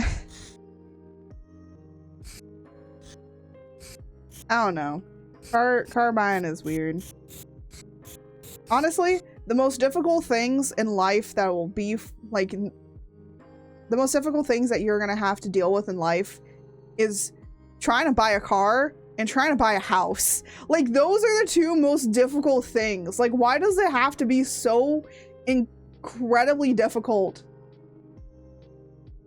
Like, one thing is, they're probably the biggest purchase. A house and a car is going to be two of the biggest purchases you are ever going to make in your life. Okay? A wedding, that's like the third. But a house and a car is going to be like the one that's going to be the most, you know? But I was looking on Reddit. And a lot of people were saying like all this other stuff. They're like, everybody on Reddit was like, just buy Honda or Toyota. And I'm like, Honda and Toyotas are way too much out of our price range. We were just looking for looking's sake.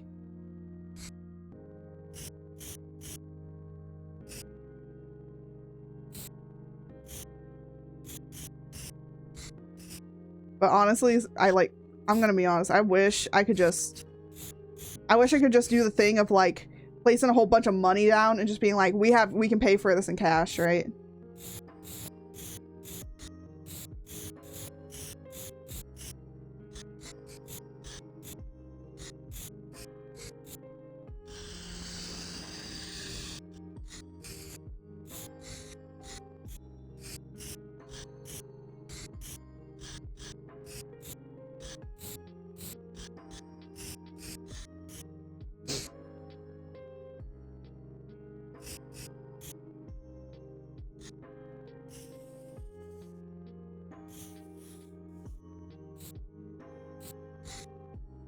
At least things are probably way cheaper. Oh, puppy. Little stretch. Puppy. Yeah. Honestly, I just hate car buying. I hate the idea of buying cars. I hate the idea of this. Someone, because, you know, my mom goes to work, and someone's like, was thinking about buying a new car. $55,000 for that car. And I was like, what?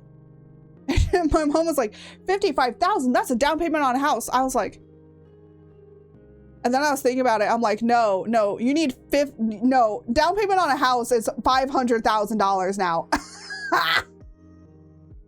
$55,000 as a down payment. Nah, you'd never pay it off. Especially considering, I'm not joking, there's houses around me, single story family homes, like 4 bedrooms, 3 baths, $1 million right there. You think this is a millionaire house, like a millionaire home area? No, it's not. This is not a millionaire neighborhood. Like the fact that these houses are selling for that much, I'm just like, huh? I'm literally like the huh cat when I see those prices. Like, I understand that the neighborhood that I'm in, like, is close to a lot of very particular areas that I will not say, but it is close to certain areas that I can understand why. But I'm like, a lot of those areas are still pretty far and out of the way. So I'm like, yeah, you could, but should you? I don't know. The one reason that some people were saying is because there's a lot of, because of the area that you live in, you know. So if you're close to like industrial stuff, that'll drive like the house price down. But if you're close to like schools and parks and other recreational areas, then yeah, that's gonna increase the price of it. And I'm like, cool. It's not $1 million worth, okay? I'm gonna be honest here. Most of these houses are not worth $1 million, all right? We deal with skunks and hawks and coyotes that will eat your pets. So no, we're not even close to the mountains out here. You can see the mountains from a distance. That's what you get for nature. The nature is urban stuff, raccoons, possums, and skunks, and the occasional coyote. So like, we're nowhere near like anything that would be like nature and all that. And I'm like, why are you selling these homes like they're $1 million like they're McMansions, right? And it's like, well, it has an open floor plan and it's got all these certain amenities. I don't care. Like, oh, if you have a pool in your backyard, $2 million. Like, it's so crazy what they're selling houses for around here too. I'm like, why? And by the way, it's not just my area either. It's multiple areas around here that are doing that. And it's even not even just my state. There's other states doing it too. I've seen some places in like out in the boonies where they're selling a house for like $1 million. I'm like, what? It's like, well, it comes with a lot of land. And I'm like, I don't care. The $1 million and the house is just like, you know, you have to fix it. And I'll be like, oh my God. Well, then again, well, if $1 million could get you a big, massive amount of land, maybe it's not that bad. Maybe that's actually a deal. I mean, compared to here, just getting a little itty bitty home with like a little bit of land, and then, well, actually most of the time you don't even own the land. I think my mom owns the land because she pays property tax. I think she owns the land. So I think we're lucky and we own it. Technically, all land is not owned by people, but you can like do a partial owning of land, kind of. But out in Farmer Town, you gotta do that. I know because my family are farmers. I have some family members that live out on farms and live out with acres of land. So yeah. So that's how I know. That's how I know.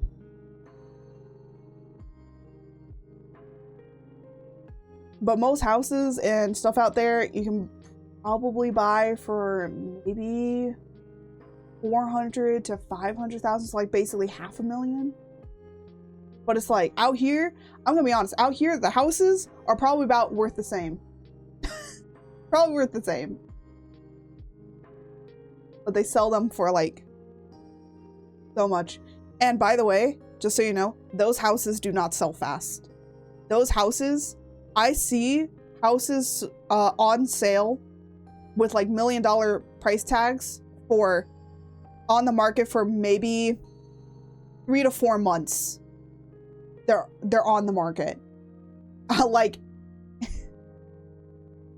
you gotta bring the price down or else it's not getting bought. I think most times they just make it go down like maybe 1,000 or 2. And I'm like, you're gonna need to go more. And it's also really funny because there's like people that move into those houses and then like a few years later, they end up selling the house because the taxes are so high for it because you bought like a really expensive house. But then again, they're reselling it for $1 million. What? It's like, what the heck? You couldn't live in here for $1 million. You think someone else is? But I have noticed another thing that people are doing. They're doing multi-family homes around here. So they're turning their houses into like multi-family homes. And I'm like, why? And by the way, they're the ugliest multi-family homes I've ever seen. They look like they're trying to make an apartment building. Okay, that's how bad these look. It's the stupid modern houses. And I'm like, they look like office buildings. You go to the office and then you come home to an office. Like, that's what they look like. That is all I can think of modern houses looking like, is they look. Now, there are some modern houses that do look really nice because they do like cool angular stuff and like they make it at least look cool. These are like cement blocks. They look terrible, okay? They look like someone didn't have any creativity. It looks like the architect quit halfway through. That's what modern houses look like. They just look like shit, man. If I bought a modern house, I'd 100% tear that shit down and rebuild a brand new house with character. Oh my gosh. I'm gonna be honest, if we ever sold this house and I came back to it and saw that they completely tore it down and destroyed the integrity of it and literally made it a freaking block, I'd be so mad. I'd be like, okay, you know what? When this house goes on sale, I'm buying it back because I'm rebuilding it. I'm re-fucking building it back to what it was. Because by the way, this house is like from the 1950s. This is historical housing. We should mark it as historical housing so people stop turning them into blocks. Because I really hate it. There's actually a lot of craftsman houses around here that you actually can't do that with. And if somebody does, they're actually breaking a law because craftsman houses are historically protected. So if you do that on a craftsman house, uh-oh, big giant fine. And we're not talking a little fine. No. We're talking about the same price as the house, honey.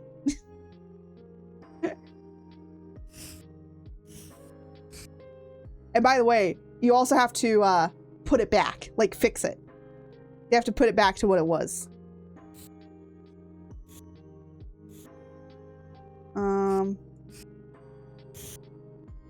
You know what? I'm gonna draw him first.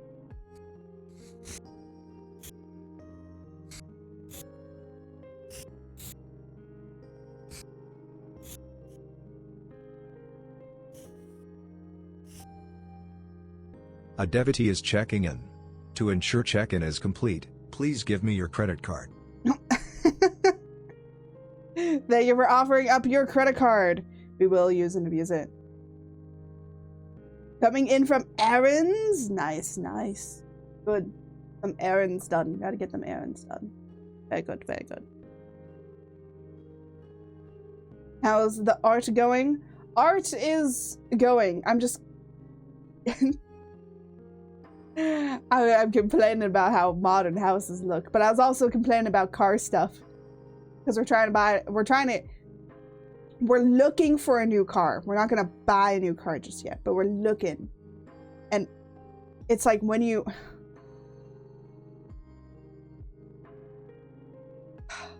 It's bad. Because when you tell these people that you're just looking, they just don't want to help you anymore. It's like, what? What?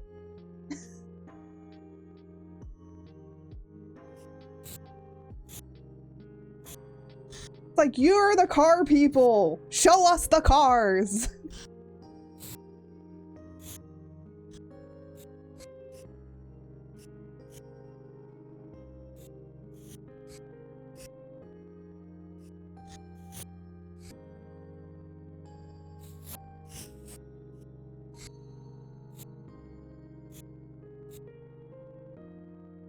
Yeah, it's kind of annoying. So usually just play along and see what's going on, then give them a number to use. That'll lead to a voicemail. There was one person that, like, we gave our number to him and we haven't heard back at all because we were supposed to, like, set up an appointment or something to test drive a car today, and we've heard nothing. And I'm having a feeling that he didn't do it. Honestly, my mom kind of isn't even interested in that car anyways, so it's like... He did not care. Because we said, immediately when you tell these car people that you don't want to, that you are just looking, they just don't care. The only place was the Honda. The Honda dealership guys, they were like, okay, yeah, I understand. You're only looking. We can completely understand that. We can give you some numbers so you can take that home. You can think about it. You can come back. You can see, you know, and we'll be waiting for you. That's okay. I don't mind that. You know, they're not being pushy. They were not being pushy.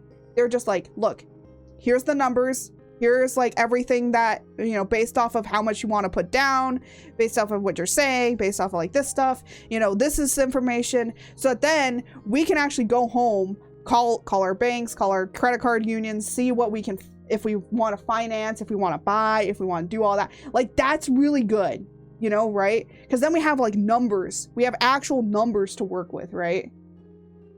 And then I just kind of, you know, mediocre quality. Okay, Hondas are not mediocre here. They're very, okay, one thing.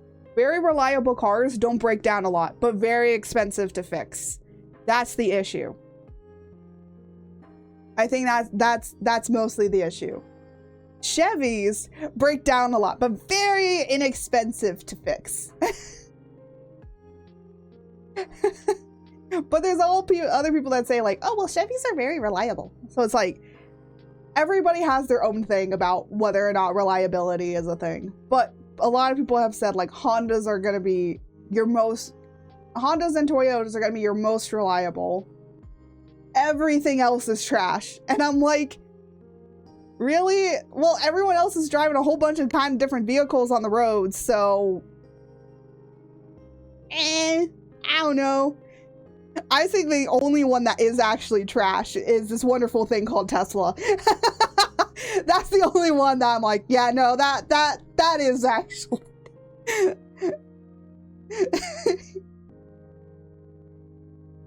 I like to compare them a lot. We have a Honda that's almost 18 or 19 years old. So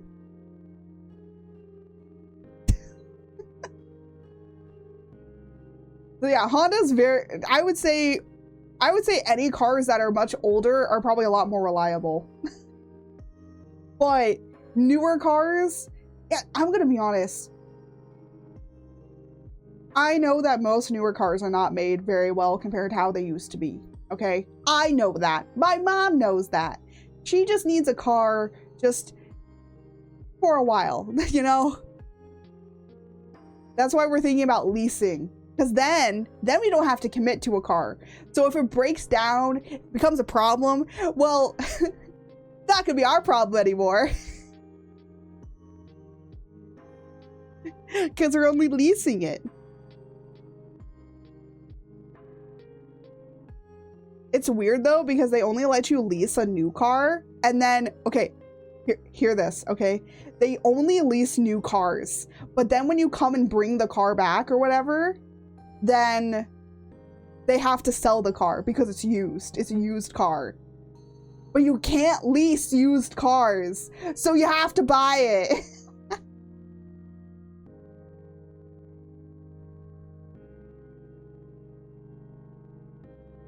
And by the way, that's not even just at Honda. That's other dealerships too. Yeah. It's like, what?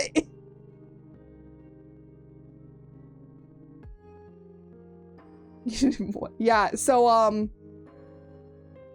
when you lease a car, they only let you lease new cars. They don't let you lease pre-owned cars. Okay? One, because you don't know if there's anything wrong with it, right? You don't know if there's problems. I can understand that, right? I can understand that 100%. But then what they make you do is that once the lease is up, they sell it as a used car, but you can't lease used cars. You can only sell used cars, right? So yeah. Honestly, I think people should look into leasing. Because then you can always get the next newest model, but for really, really cheap. For like, and the monthly payments instead of a monthly payment being $600, cut that in half. It's $300 a month. But you only have it for like 3 years. Most dealerships, it'll be like a 3 to 4 year deal. But hey, you have a brand new nice car for a few years. And then I was like, Mom, what you could do is you could save up money for a new car. Like for a new car that you want, right? That's what I'm like thinking. I'm like, well, you can save it, you can set it aside, and if you want to buy the car, then it's like, well, we're already saving money aside to buy the car, right? But yeah, that's how dealerships are weird. Also, you know what's super interesting?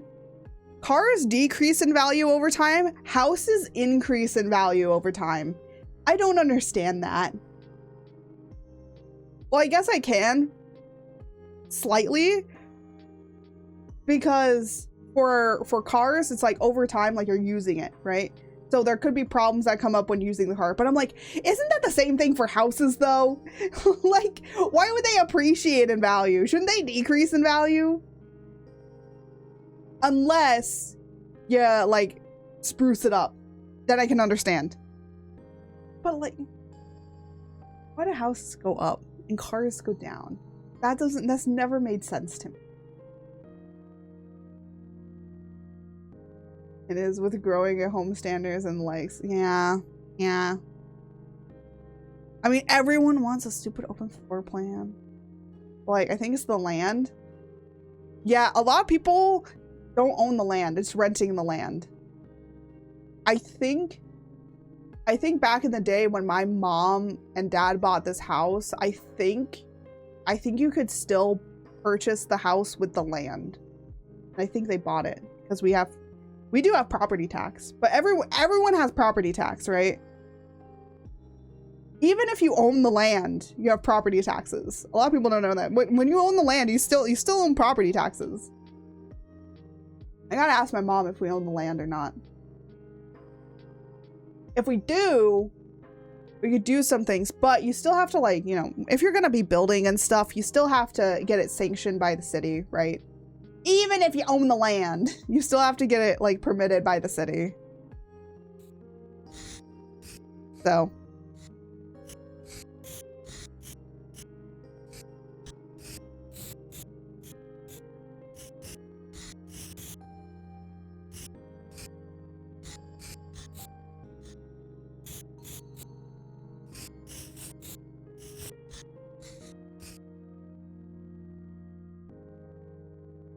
But yeah, I can understand that it's mainly the land. Because the value of the land goes up. But personally, I don't think that they should be then selling houses for like $1 million, man. They're selling houses for $1 million around here, and it's like 3 bedrooms, 3 baths, you know? Just to give you an understanding. Most of the houses around here are just that.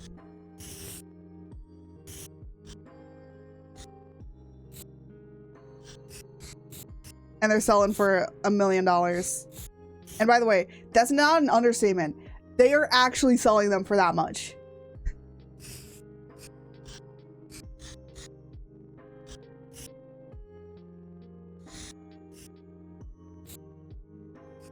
I wish it was an understatement. I wish it wasn't true.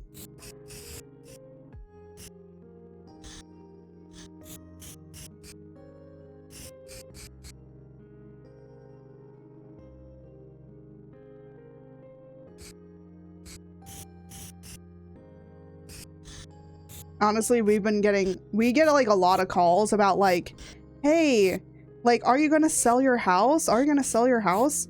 Because like so many realtors like just want people to sell houses around here.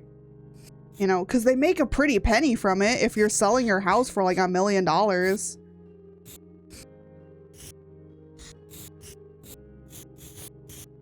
That's a big chunk of change for them.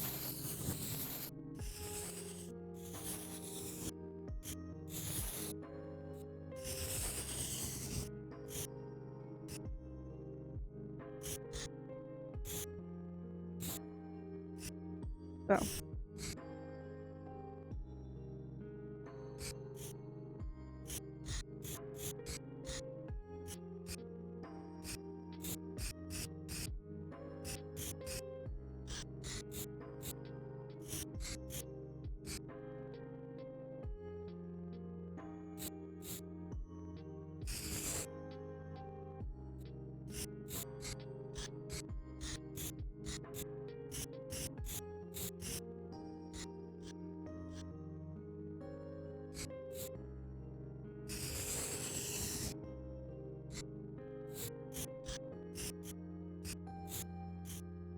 But I could understand it being the land more than anything. It's just crazy. Life is crazy.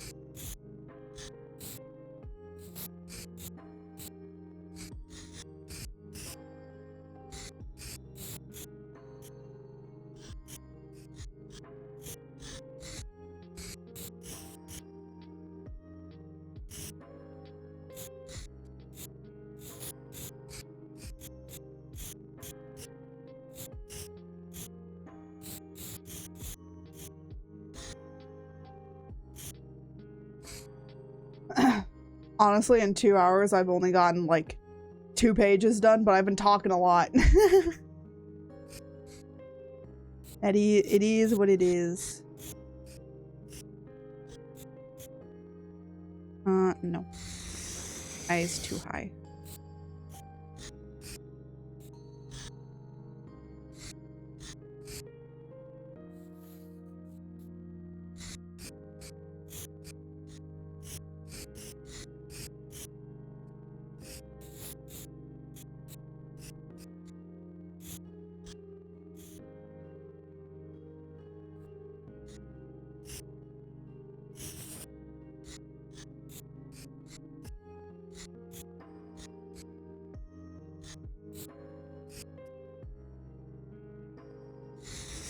Oh, I keep...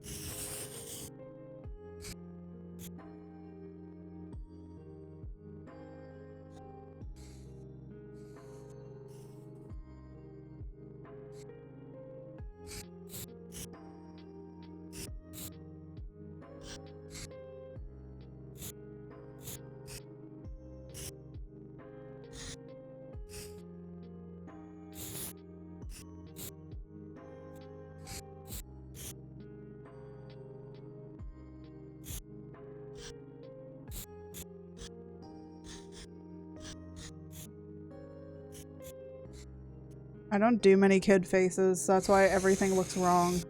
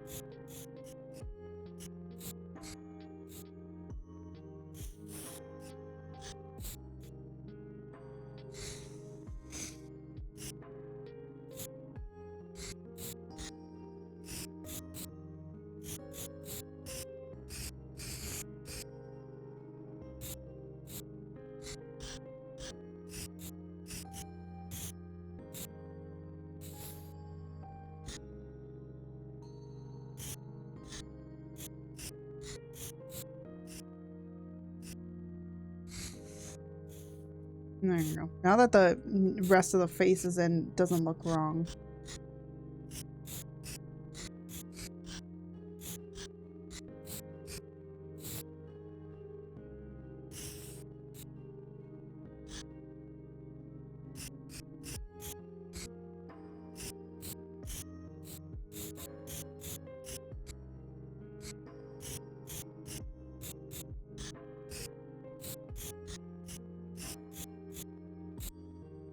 Trying to like move and it's instead doing this instead of, because I don't know why my space bar has stopped working again. So sometimes it's like doesn't do the hand movement. Yeah, see, that's me trying to move and it doesn't do it.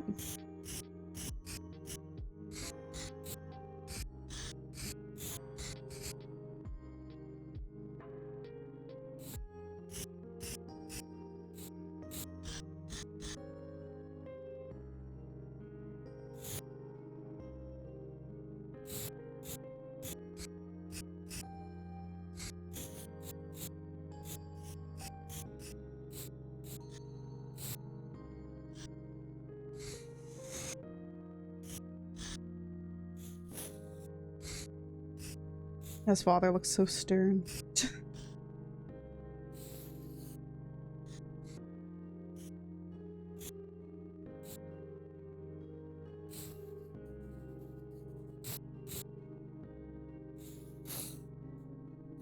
I have the father have a... No. Yeah, no, he doesn't have anything. Just checking.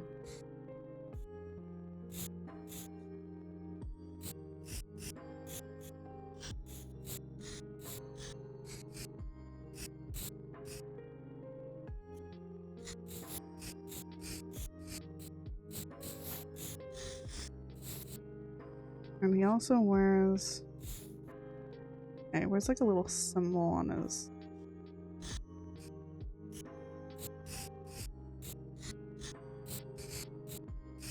It's the family crest. Okay, you're not gonna see it there. I'm gonna... Funny enough, yes, that is also Art's upside down crest. And wink wink nudge nudge. Don't worry about it. Don't worry about it. Don't worry.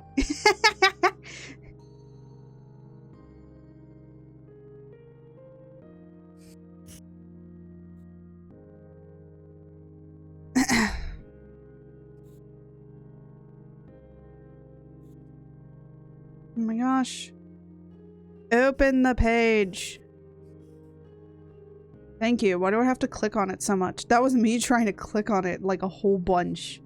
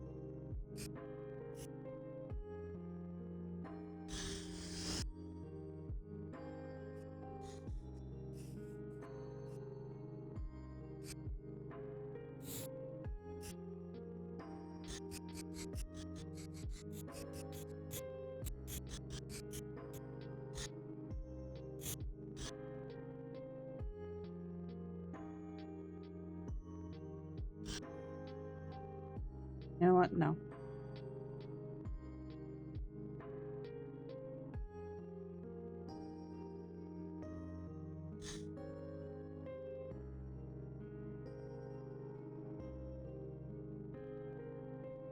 I know this is gonna look weird. Don't worry.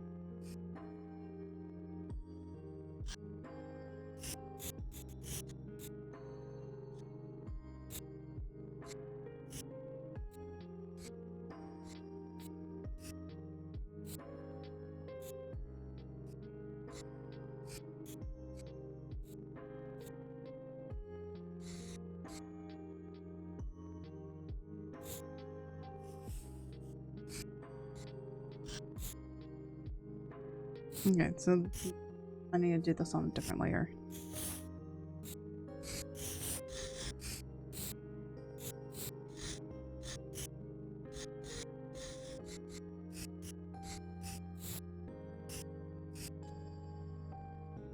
Ish.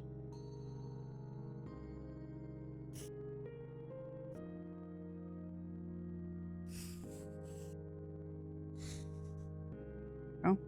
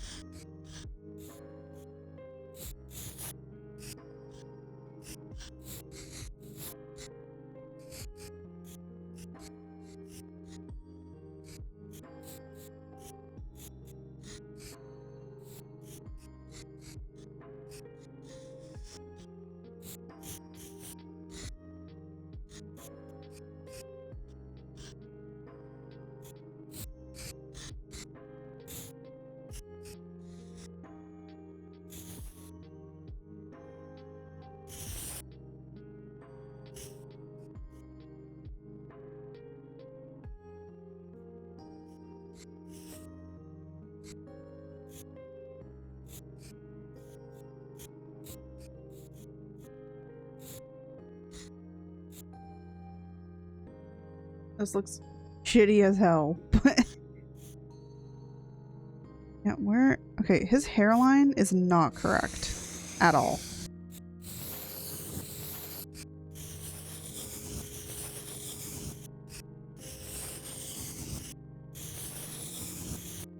That's first off. Now that I know where his eyes are, his hairline should start actually right about here-ish.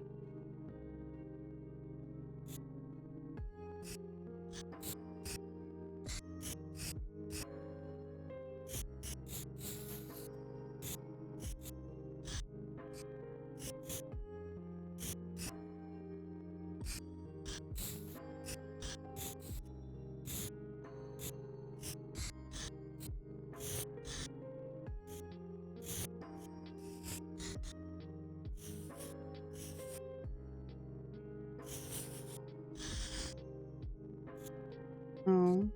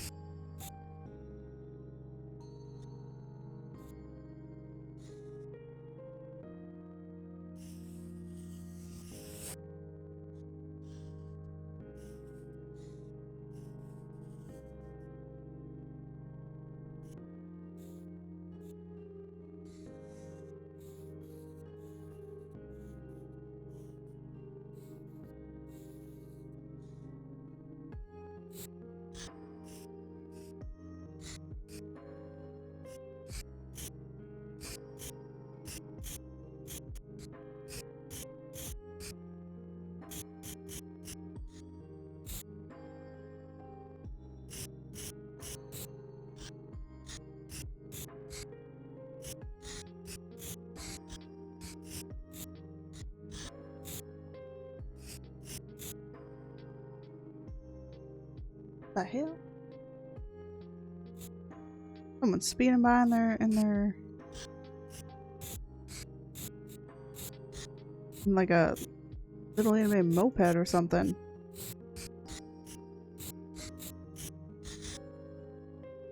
There we go. That looks more correct. He's bowing right now.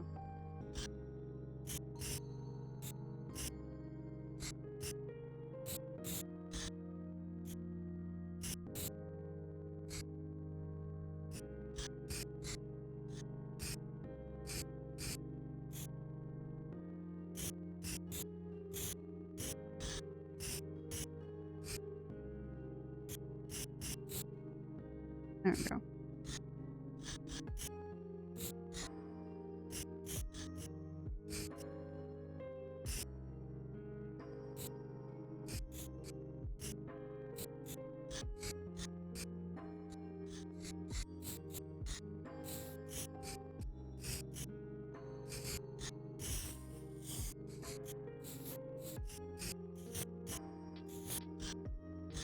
Well, if we only get a few pages done today for sketching, that's okay.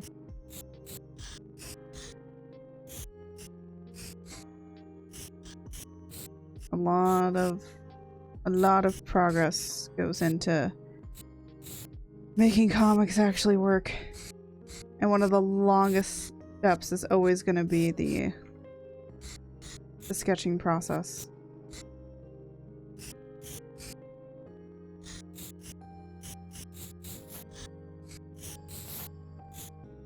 But that's where you're finally like laying down a lot more stuff. A lot of people think that the thumbnailing process takes the longest. No, thumbnails look like this. It's like boxes. Thumbnails are like you get them done in a day. The sketching and lining takes like maybe 2-3 weeks. Mostly takes me maybe a week of sketching and then 1 week for line. So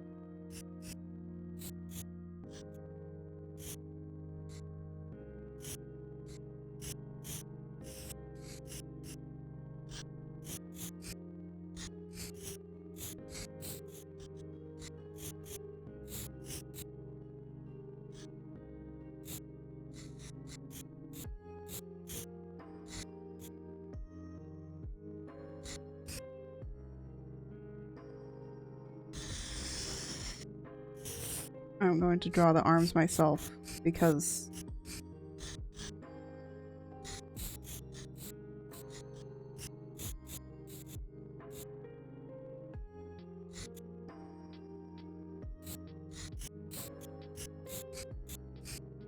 how this model is doing it is incorrect. There we go. This is all incorrect. Yes, you do have this shoulder place here, but the bicep goes here.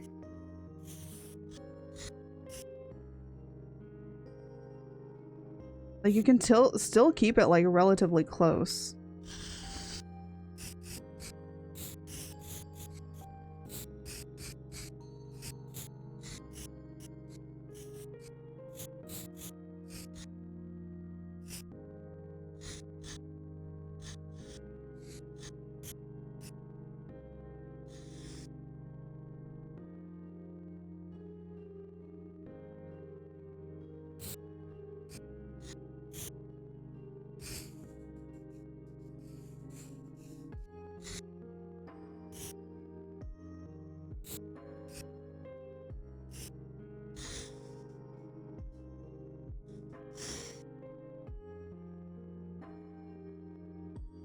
I could even make it that the hair is completely covering it and doing something else, but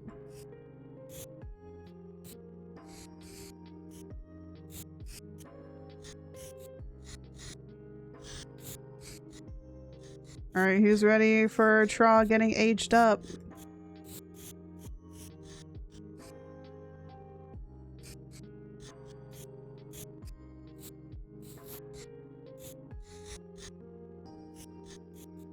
That's what's next. Yeah, Tron gets an age up sequence. I was gonna do something else here, but then I was like, I cut it and entirely just went for this instead.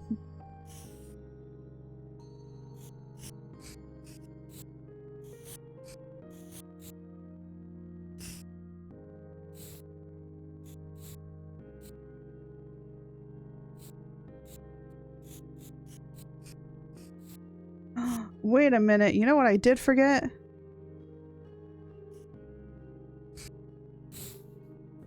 I forgot Tra's little hair doodads. His little...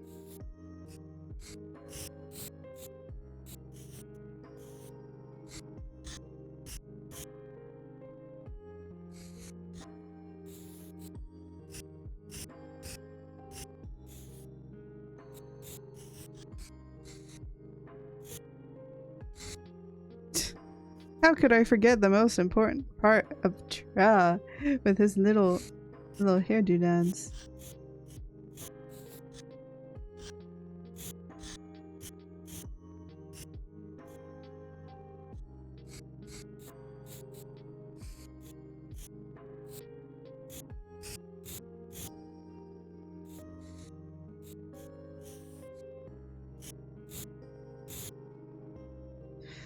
How could I forget some of the most important parts?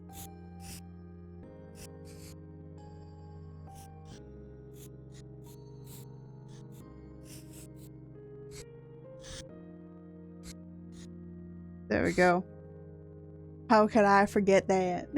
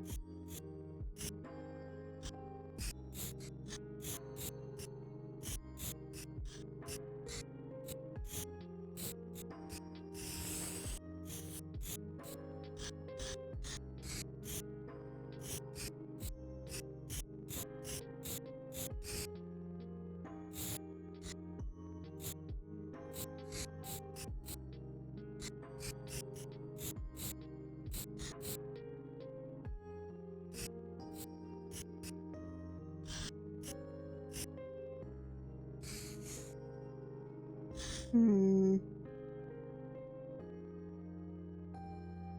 have an idea.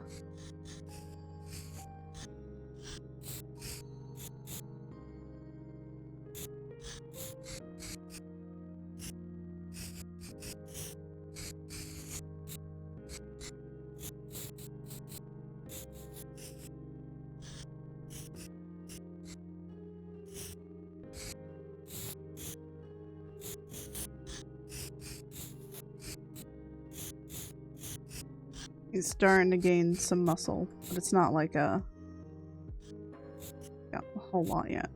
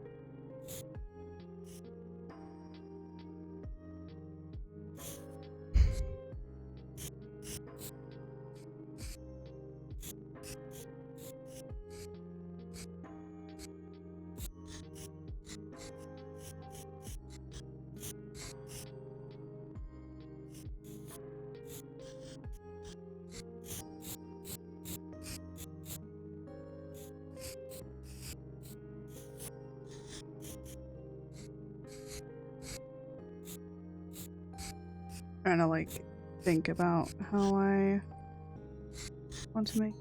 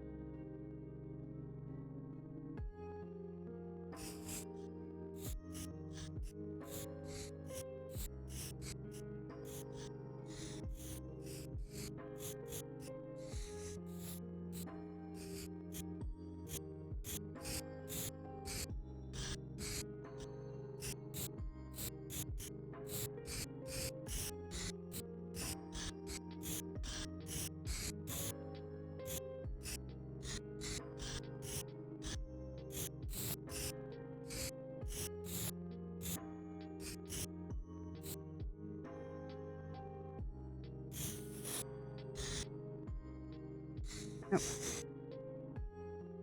Also, funny enough, this is supposed to be Tra. That's supposed to be his dad. He's taller. Why? Because it looks cooler.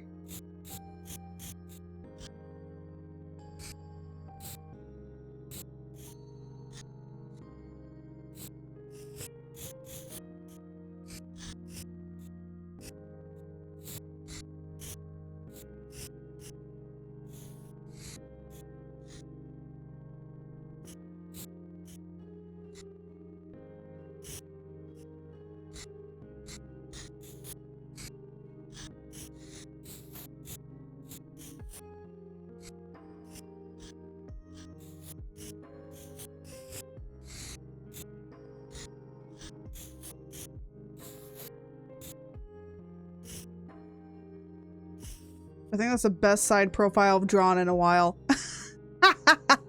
It will be terrible by the time I line it.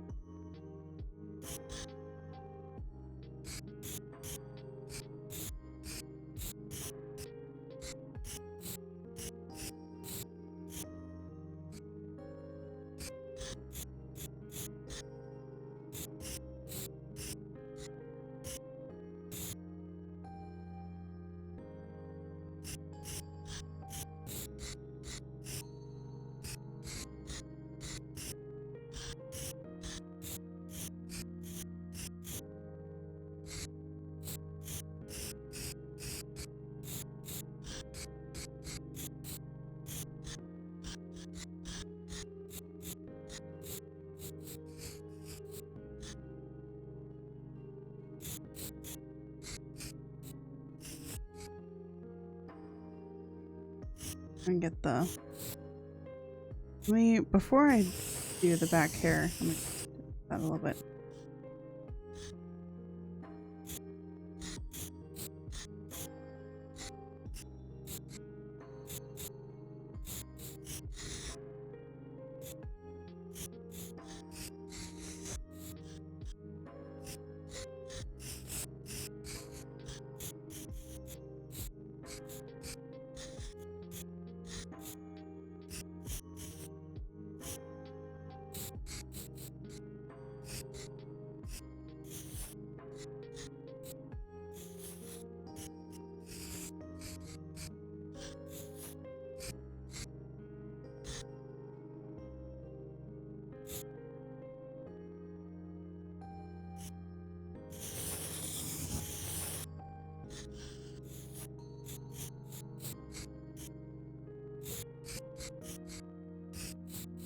There we go.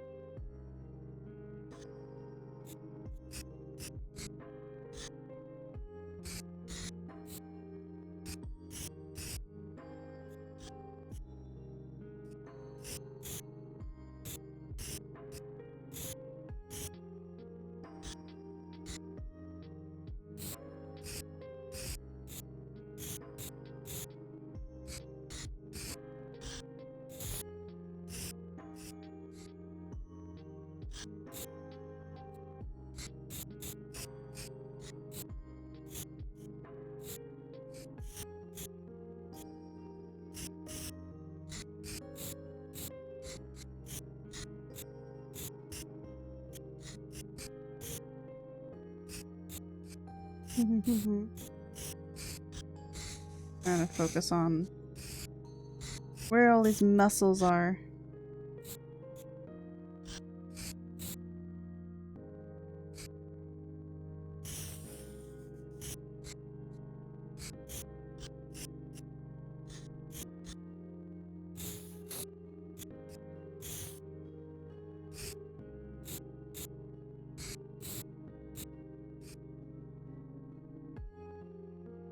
gonna like stretch a bit. Ugh, almost 3 hours.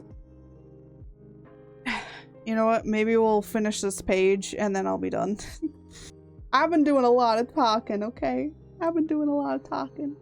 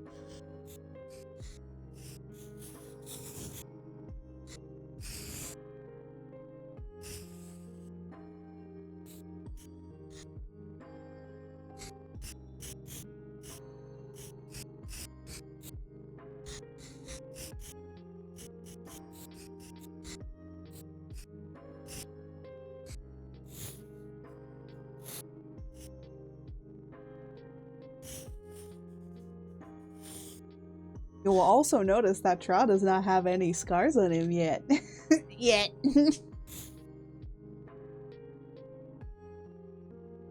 Well, you know, I think we could probably knock the next 2 pages out too. Like, really quickly, because most of them are already drawn.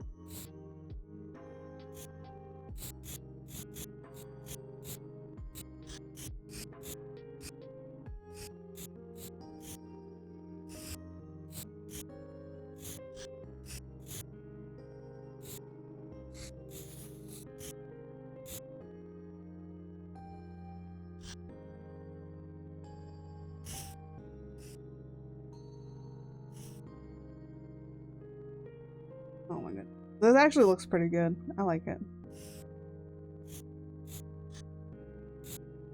At least for what I kind of need him to be. All of him is very, very angular.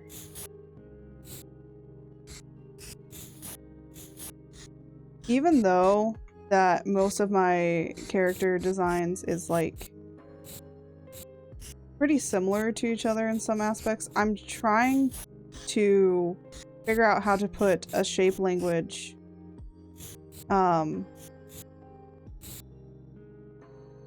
together when I use my style. So it still looks like he looks very sharp and very angular with a lot of his stuff, whereas he looks more round because of the way I draw him. So he has much more roundish shapes to him with the swooping. And then his is much more sharp. I'm trying to make it sharper. So when I draw his stuff, so when it's draw his, it's like do, right? And then when I draw Tra, it's more round. So some more roundness compared to him. So that's like a way that I can like make shape language work within my within how I draw my characters. I will probably be working more on this like later today, like after I do some stuff. So there'll probably be this, and I also tomorrow I'm working on the Jester model. Guys, I had to crash out with the Jester model. I had to redo the entirety of the head. I had to redo the entire head because I screwed up. Instead of, so sometimes I use the head, like once I do it, I use the head as a reference for when I do a bigger eye or when I do the bigger mouth. But then when I deform it, it looks really nice and clean. And because, you know, more it's like pixel density. So when you do it bigger, it has more pixel density. So when you shrink it down, it'll have cleaner lines and edges to it, so it won't look so blurry, because sometimes that happens with VTube Studio within Live 2D. But I screwed up. Instead of making a duplicate folder, which I thought I had done, I thought I had made a duplicate folder and then I merged all of the stuff down. No, I merged the actual folder down. So that meant all the layers that were all separated and all rendered and all everything done, I had to redo it. I was so upset. But I redrew it and I liked it better. I redrew it and I liked it better. The eye looks better. I honestly think that the eye looks better from what I originally had. Her eye looks crazy, by the way. But because it's one eye, I decided to do a little bit more cool stuff in it. So because it's a singular eye. Because her other eye is covered with teeth. I also wanted to change her teeth eye mouth thingy. I call it eye mouth thingy, whatever. I changed that so that it can actually open and close. But it's like a toggle. It'll be like a toggle that it'll open and close with. So she can open it and she can close it. And then that's how it's going to be. Because I don't want to have it open and close with like a mouth, because I feel like that'd be too much. Because then to me, I don't want it to be like that. I want it to mainly be closed, and then it can toggle to open up. This is how some other characters kind of work with their mouth things. Because everybody has mouth gimmick. Everyone has a mouth gimmick, okay? Teeth, mouth, all that sort of stuff. I finally finished her goddamn vest. Her vest wasn't finished yet. She has like a little waistcoat vest, but it's not it's only around the waist.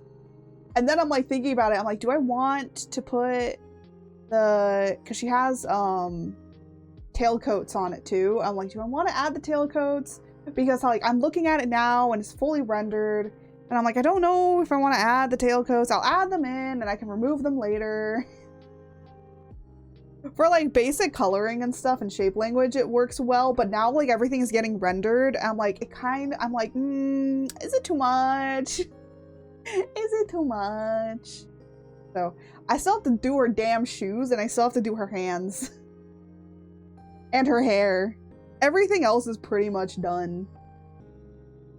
So most of her entire body is done except for her part of her arm and her hands are not done. And then her shoes are not done.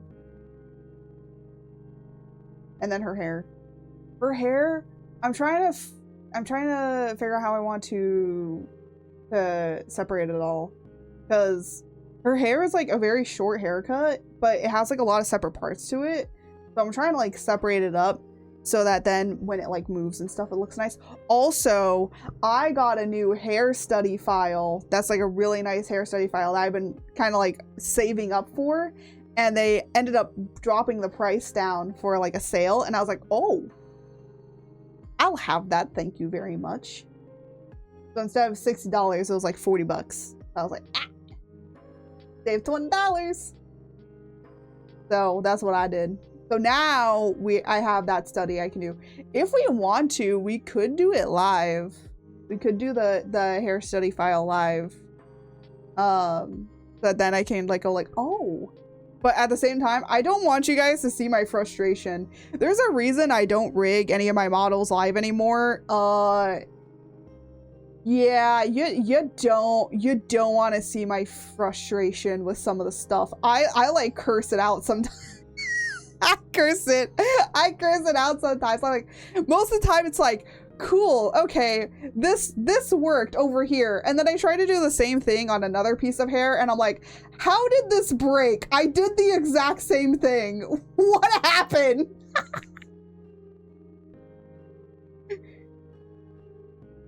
So it's like, it's probably best for you not to see that.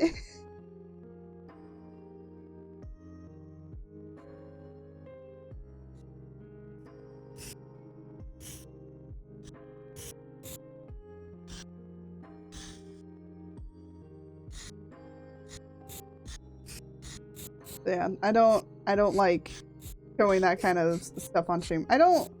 I'm trying not to be mad as much on stream. I used to like be a very, very terrible, like have terrible like rage stuff, and I'm like, I've gotten a lot better. Sometimes it still happens, but I'd rather have it be offline and then deal with it personally than have you guys like deal with it. I don't want you guys to deal with it. That's not your job. That's not why you're here. If you want to see someone crash out over games, there's plenty of other creators that do that.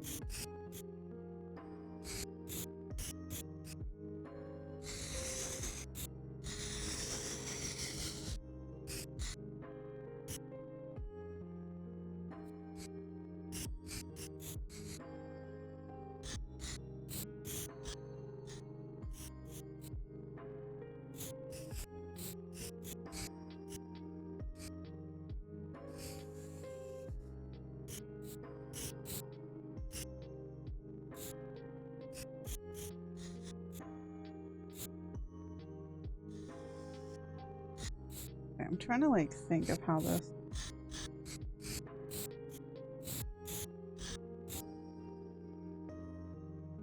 I'm like thinking it goes on his chest here, and it comes around.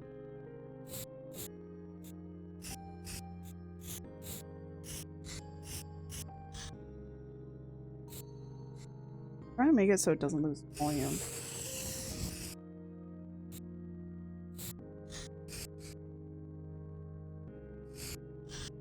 Yeah, I don't think it needs to be this high. That's what it is. I think.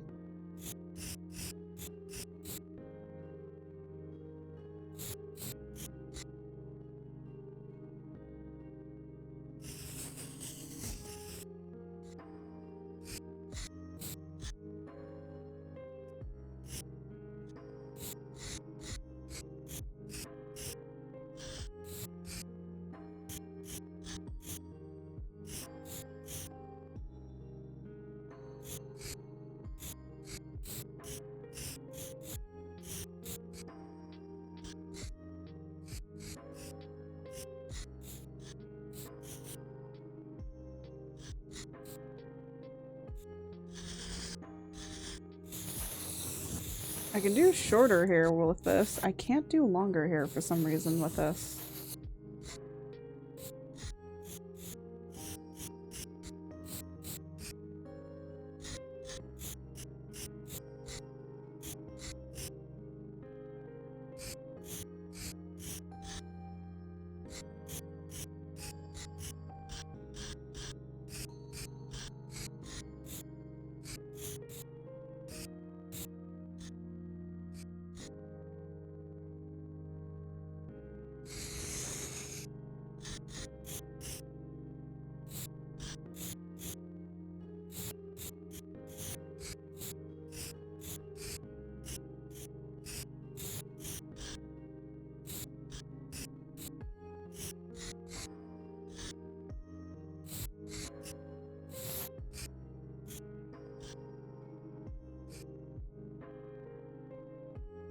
I don't know. It looks right, but it also looks wrong. I don't know. Weird.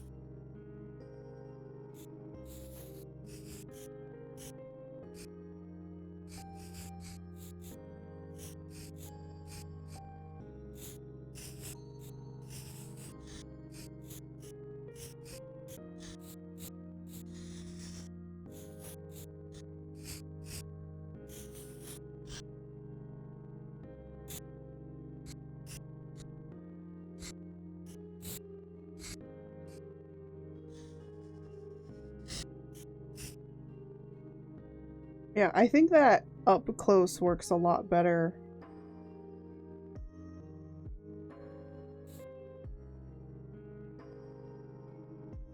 For what I wanted.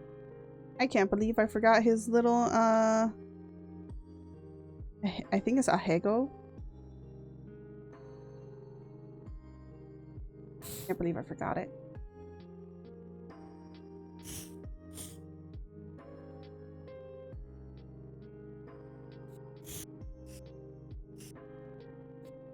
Oh.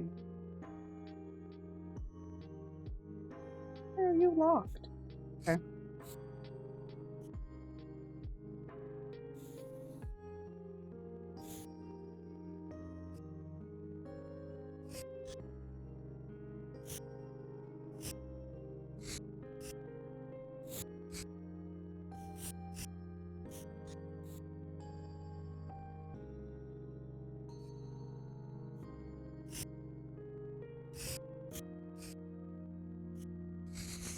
Wait, what? No. Why is it that certain buttons are not being pressed right?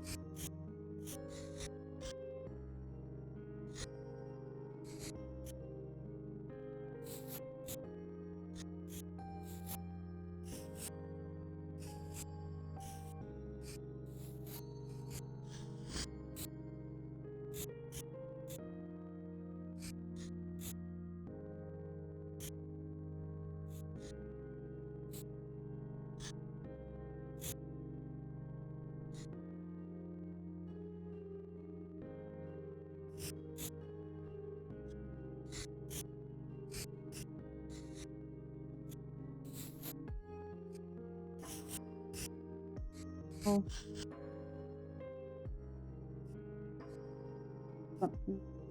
No. There we go.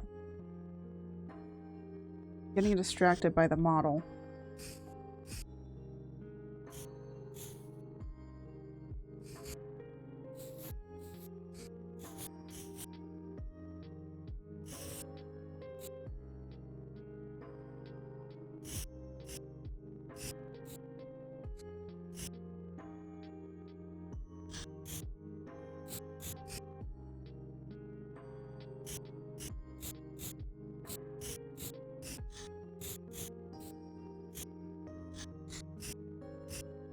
There we go.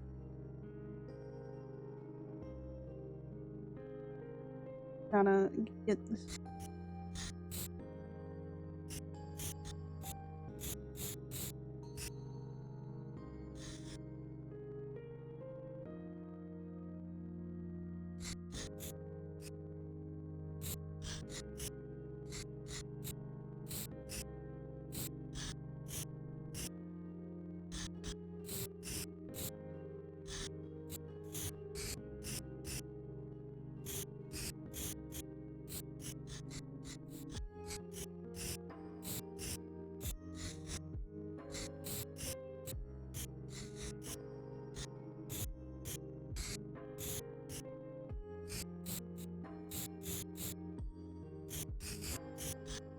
I am drawing him up to be a little bit more muscular than the 3D model, than what the 3D model provides.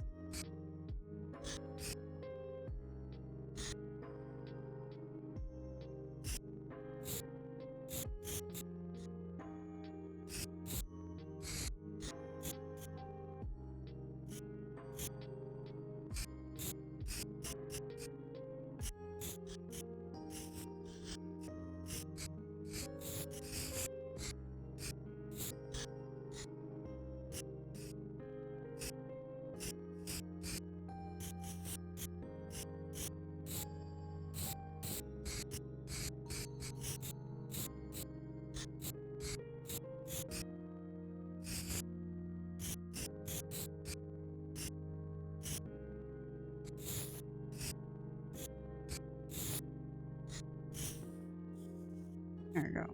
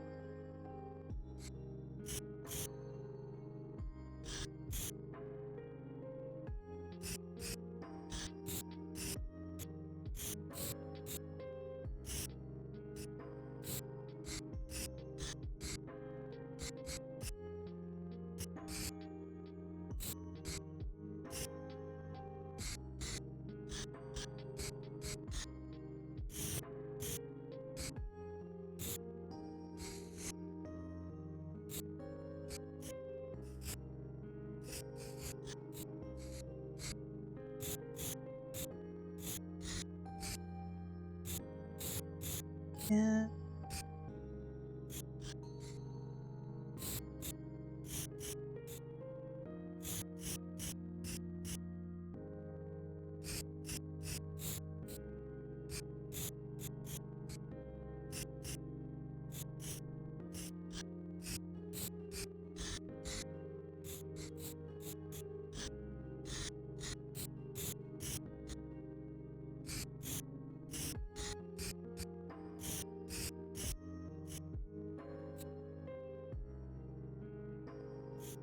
This.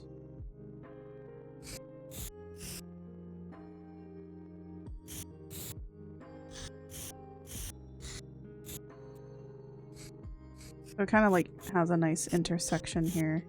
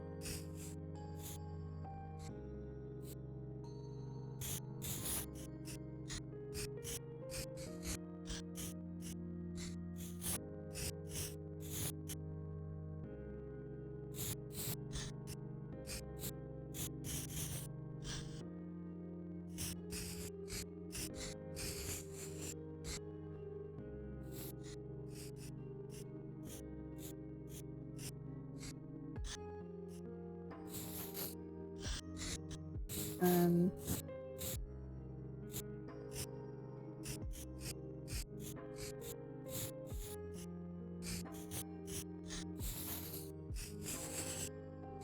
very armored.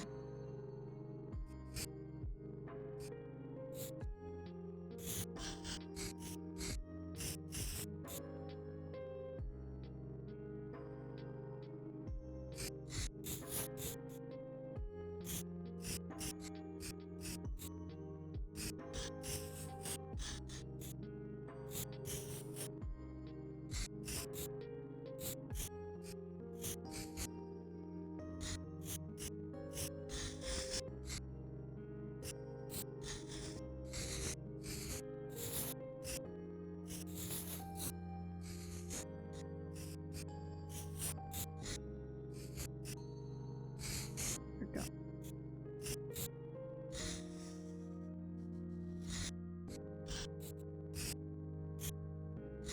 And I gotta do the armor over here.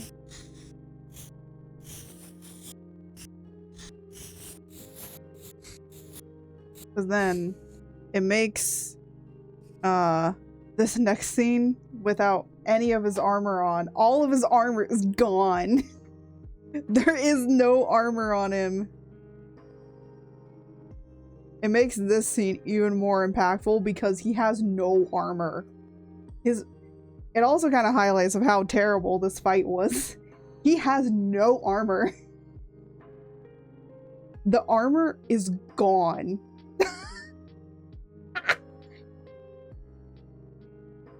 I mean, how else do you think I ended up with all these scars, huh?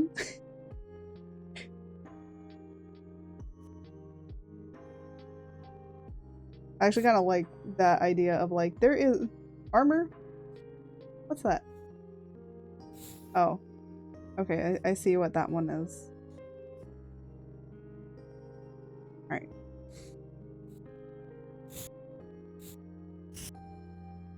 And then this is his blade.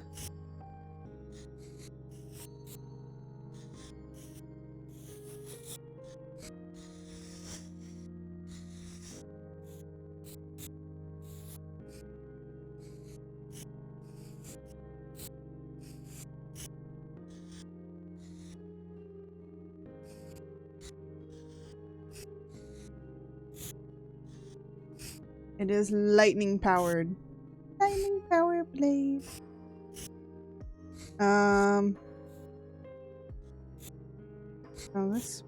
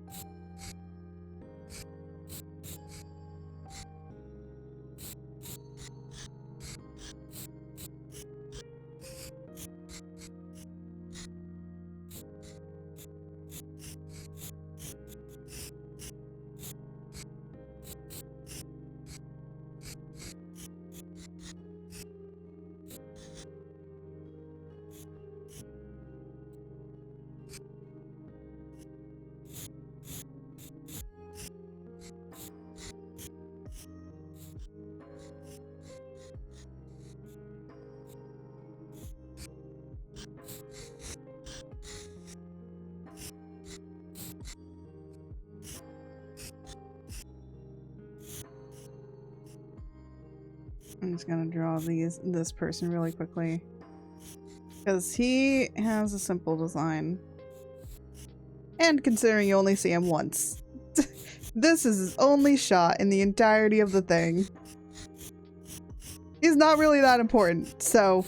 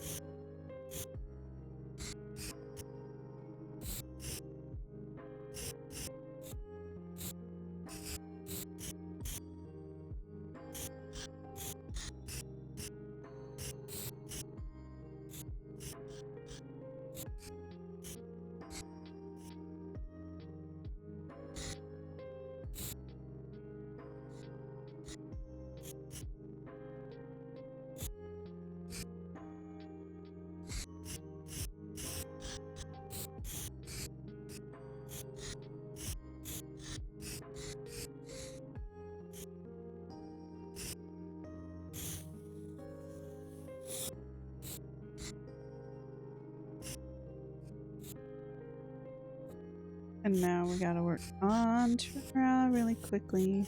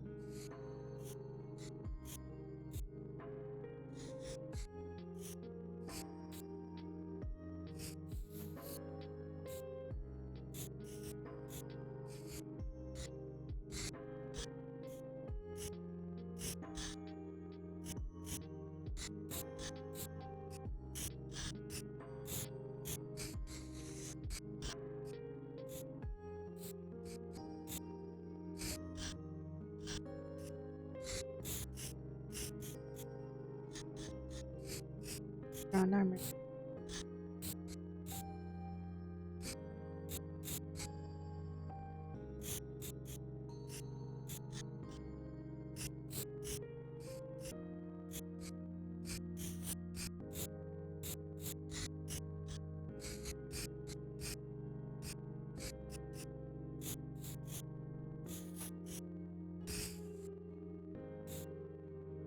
Here, breathe.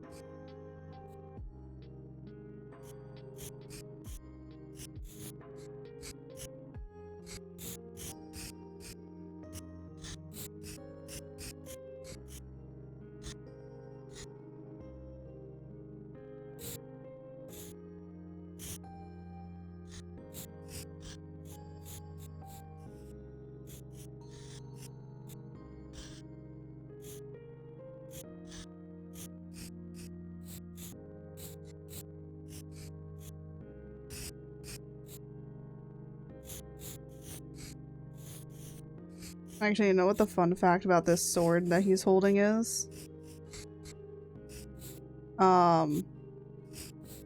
You can see the sword for yourself in Trow's background. Actually, I don't remember. Well, it's not exactly the same. It's a little bit different, but it's inspired by this sword.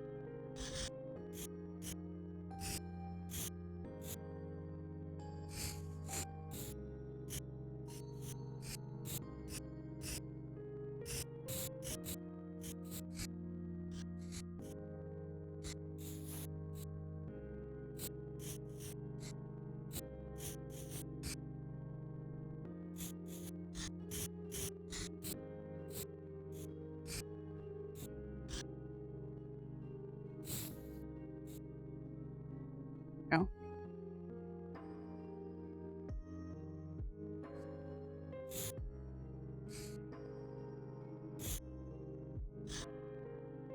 And then here, Trow has no armor.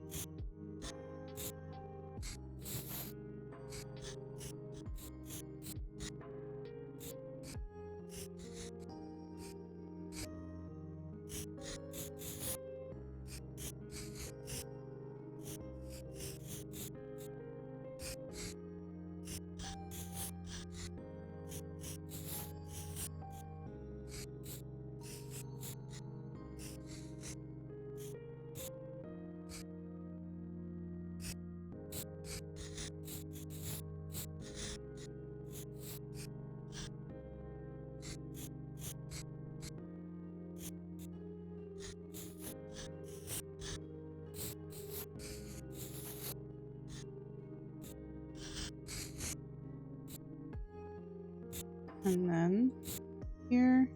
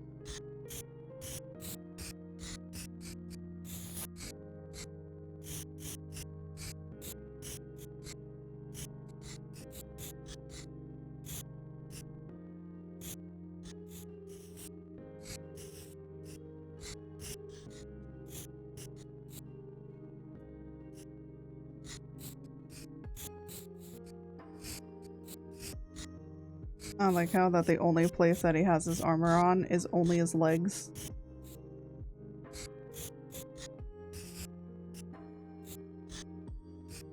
He has armor on nowhere else.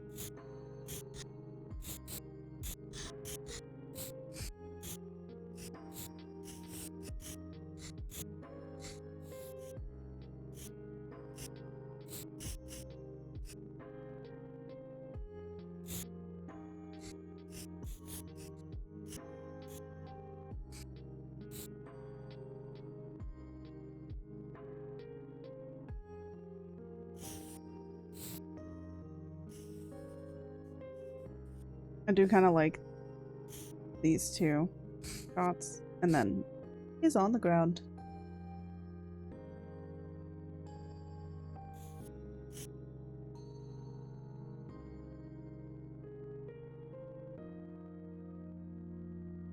Okay, we got what? 1, 2, 3, 4, 5. We got 5.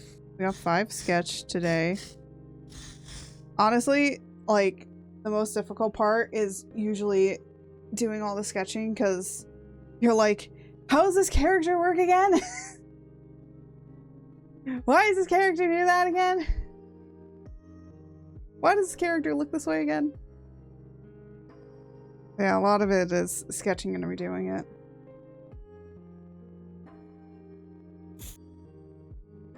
But we got some done, so we at least got his childhood done, and now we're at the kind of beginning of like the next portion, which is like his other adult section, and then becoming chaos, and then how he ended up here.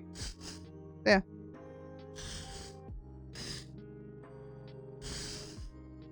I also changed like some stuff because, like, you know, I will say doing the sketching pass is like a good time to be like, hey, this thing ain't working, so let me like redo this, because this, you know, it gives me time to also just like look at them and be like, you know what, yeah, that's not working. Let me change this, because I can change it now in the sketching phase, but once I go into like lining and coloring, it's like, that's it, you're committing, you have to commit.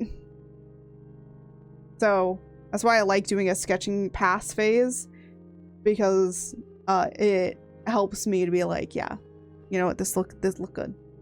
Also, this is all we're gonna do today, but what I'm planning for next week or like another time is to make some Jimothy emotes. If you guys don't know who Jimothy is, go look him up. He's a raccoon that has a particular malformation, which basically collapses his spine. So instead of your spine being outstretched normally, it's like really shortened. It's normal. Most animals can live a pretty normal life when they have it. So, you know, it's not a detriment to their health. Like, they can still technically be able to live and survive, and it looks like Jimothy is basically doing that.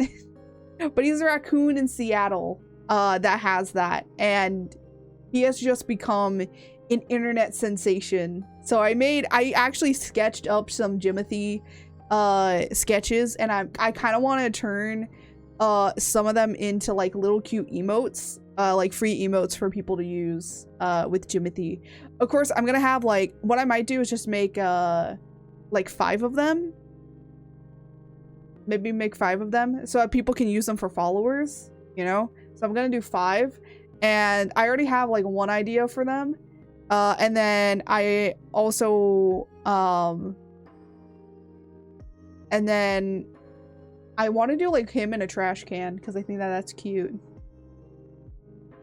Of course, we need to do a head pat Jimothy. And then we need Jimothy fire, like setting fire to everything, because of course. I want to do also the horse where he's like looking back at you, like the horse meme emote. I want to do that. Where he's like looking side-eye at you. Because I feel like that would be really cute.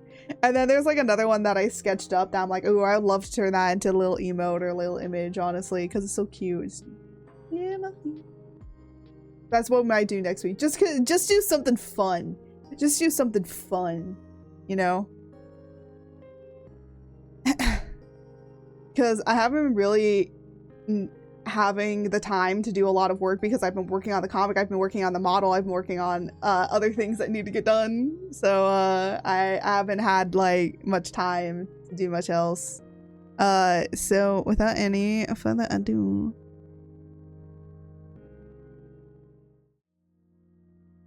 oh, hold on a minute, let me, oh, okay, I accidentally took a screenshot of my model. Oops. I pressed the wrong button. Accidentally took a screenshot of my bottle. That's what that flash was.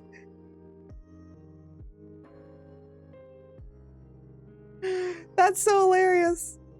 Oh my god. You know what? You know what? I'm gonna save that. I'm gonna save that. I'm gonna post that up today. Accidentally took a screenshot of my bottle.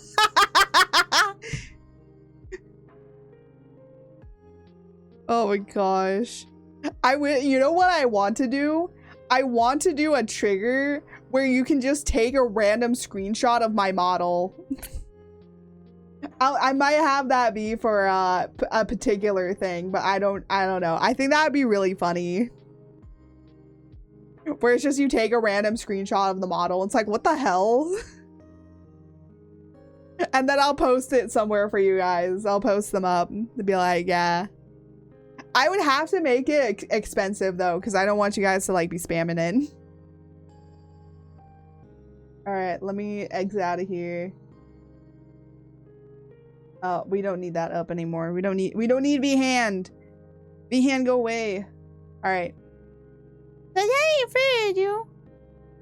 Oh, right. I was looking at like nervous poses. Forgot about that. References, people. References. I always have at least. Usually when I'm working on stuff, especially like doing sketching and stuff, I usually always have my whatever web browser open, so then I can quickly look up references.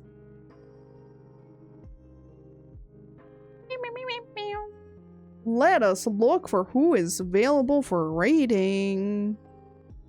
Who is available to be rated? What one of my nice friends. You know what?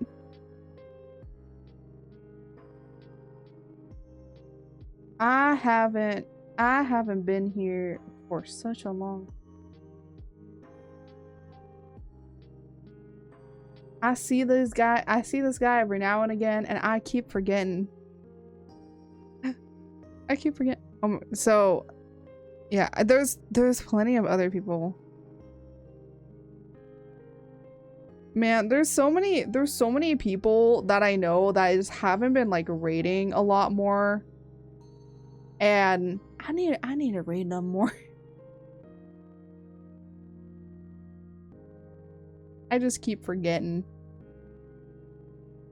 I also forgot that he got a full body model. Last time I saw him, he was a chibi. You know, people drift. People drift apart, you know. So I'm trying to get like a few more people. Oh. Wait. Oh.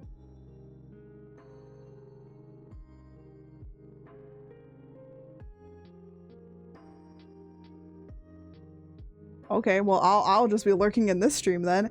I was thinking about that. I was thinking, I play a lot of Phasmophobia, and they're doing like a Twitch drop thing. So I was just like, ooh, okay.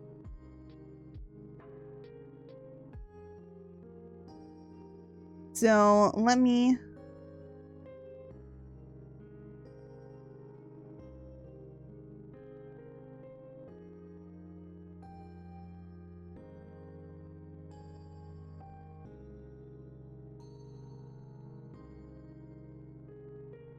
I'm like watching them just figure out, you know, I think because I miss Pippin.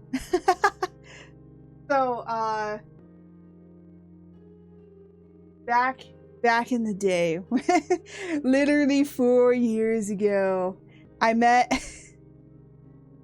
a lot of streamers. Okay, I met a lot of streamers, and one of them that I met was Pippin Dip, which he's a furry VTuber, and he keeps calling me a furry artist. So I'm like, dude, I'm not. Please. So the whole entire furry artist shenanigans started because of him. And honestly, at this point, you know, it is what it is. Also, by the way, over there in the corner, that sword that's hanging up on the wall, that's actually the sword that's going to be referenced in the comic as well for Trout's story. That is his quote, his family sword. Art has her own thing with her spear. So I have a sword. He has a spear. We are not the same. Actually, funny enough, swords and spears are probably some of the easiest weapons to kind of know or learn, but a spear is much more difficult because of the maneuverability, but you have to be very agile. So it's not your strength, it's agility. It's a lot of agility, which I have none of. The irony. Look, I'm not a swords person anymore. I don't need it. Oh my gosh. Something has bitten me up so much. There's insects. There's so many insects, and they've been biting and biting, and now I'm all itchy. So I gotta put some insect cream on, I guess. But anyways, I'm gonna be sending you guys over to Pip because, man, it's been a minute. It's been a minute. So let me get the ring. The ring. And then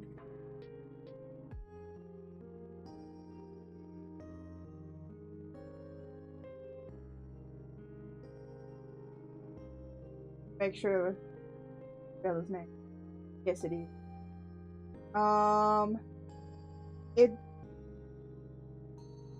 It doesn't say anywhere that he's 18 plus, so I would say keep things PG-13, guys. Usually, most of the time, if they don't like have it announced anywhere, I usually will tell you guys, please keep it just like, you know, PG or PG-13, because you know, they could be more family. So it's like a little calm. But yeah, I'm gonna send you over to them. They're playing some Minecraft with some friends. Minecraft with friends brings me back. I had friends that played Minecraft, but we were too, I think we just didn't know enough in order to actually make a server. But yeah, so I'm gonna send you over to him. He is a wonderful furry VTuber, but he is also a funny VTuber. He's really cool, he's really awesome. He's always been a chill guy. He's always been very, very nice, very, very cool to me. So, absolute love him.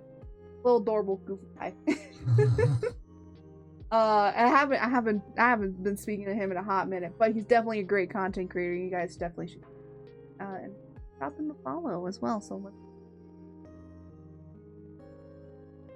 make sure to grab the raid message. You don't want to be in there. So even I've done that, man. I've done that a few times. Damn. Now then, if you want to see more of moi or more of me, you can definitely go and check out our VODs channel to always be watching any of these videos. Or you can go over to the main channel because there is going to be some more videos, and there is a new video that is going to be coming out this Saturday. So when we are streaming on Saturday, guess what? There's going to be a new video waiting for you to watch right after we're done with stream. So you can definitely go and check that out. Of course, you can also check out all of our highlights. If you want to follow me for more art stuff, you can always, of course, look at our YouTube communities tab, or you can go over to Twitter and also Blue Sky. If you want to look at any of my shorts, we do have it on YouTube on the main channel or on TikTok. So if you're on there, you can. And of course, you can always catch me here live on Thursdays and Saturdays. And if you want some more awesome, cool merch to wear, well, guess what? Your girl got merch or your boy got merch. So you can definitely go below or down in the description. You can definitely go check out that merch down in the description below, or, you know, of course, down in the about. So yeah, and without any further ado, as I always say, may the stars guide you until next time. Bye, everybody.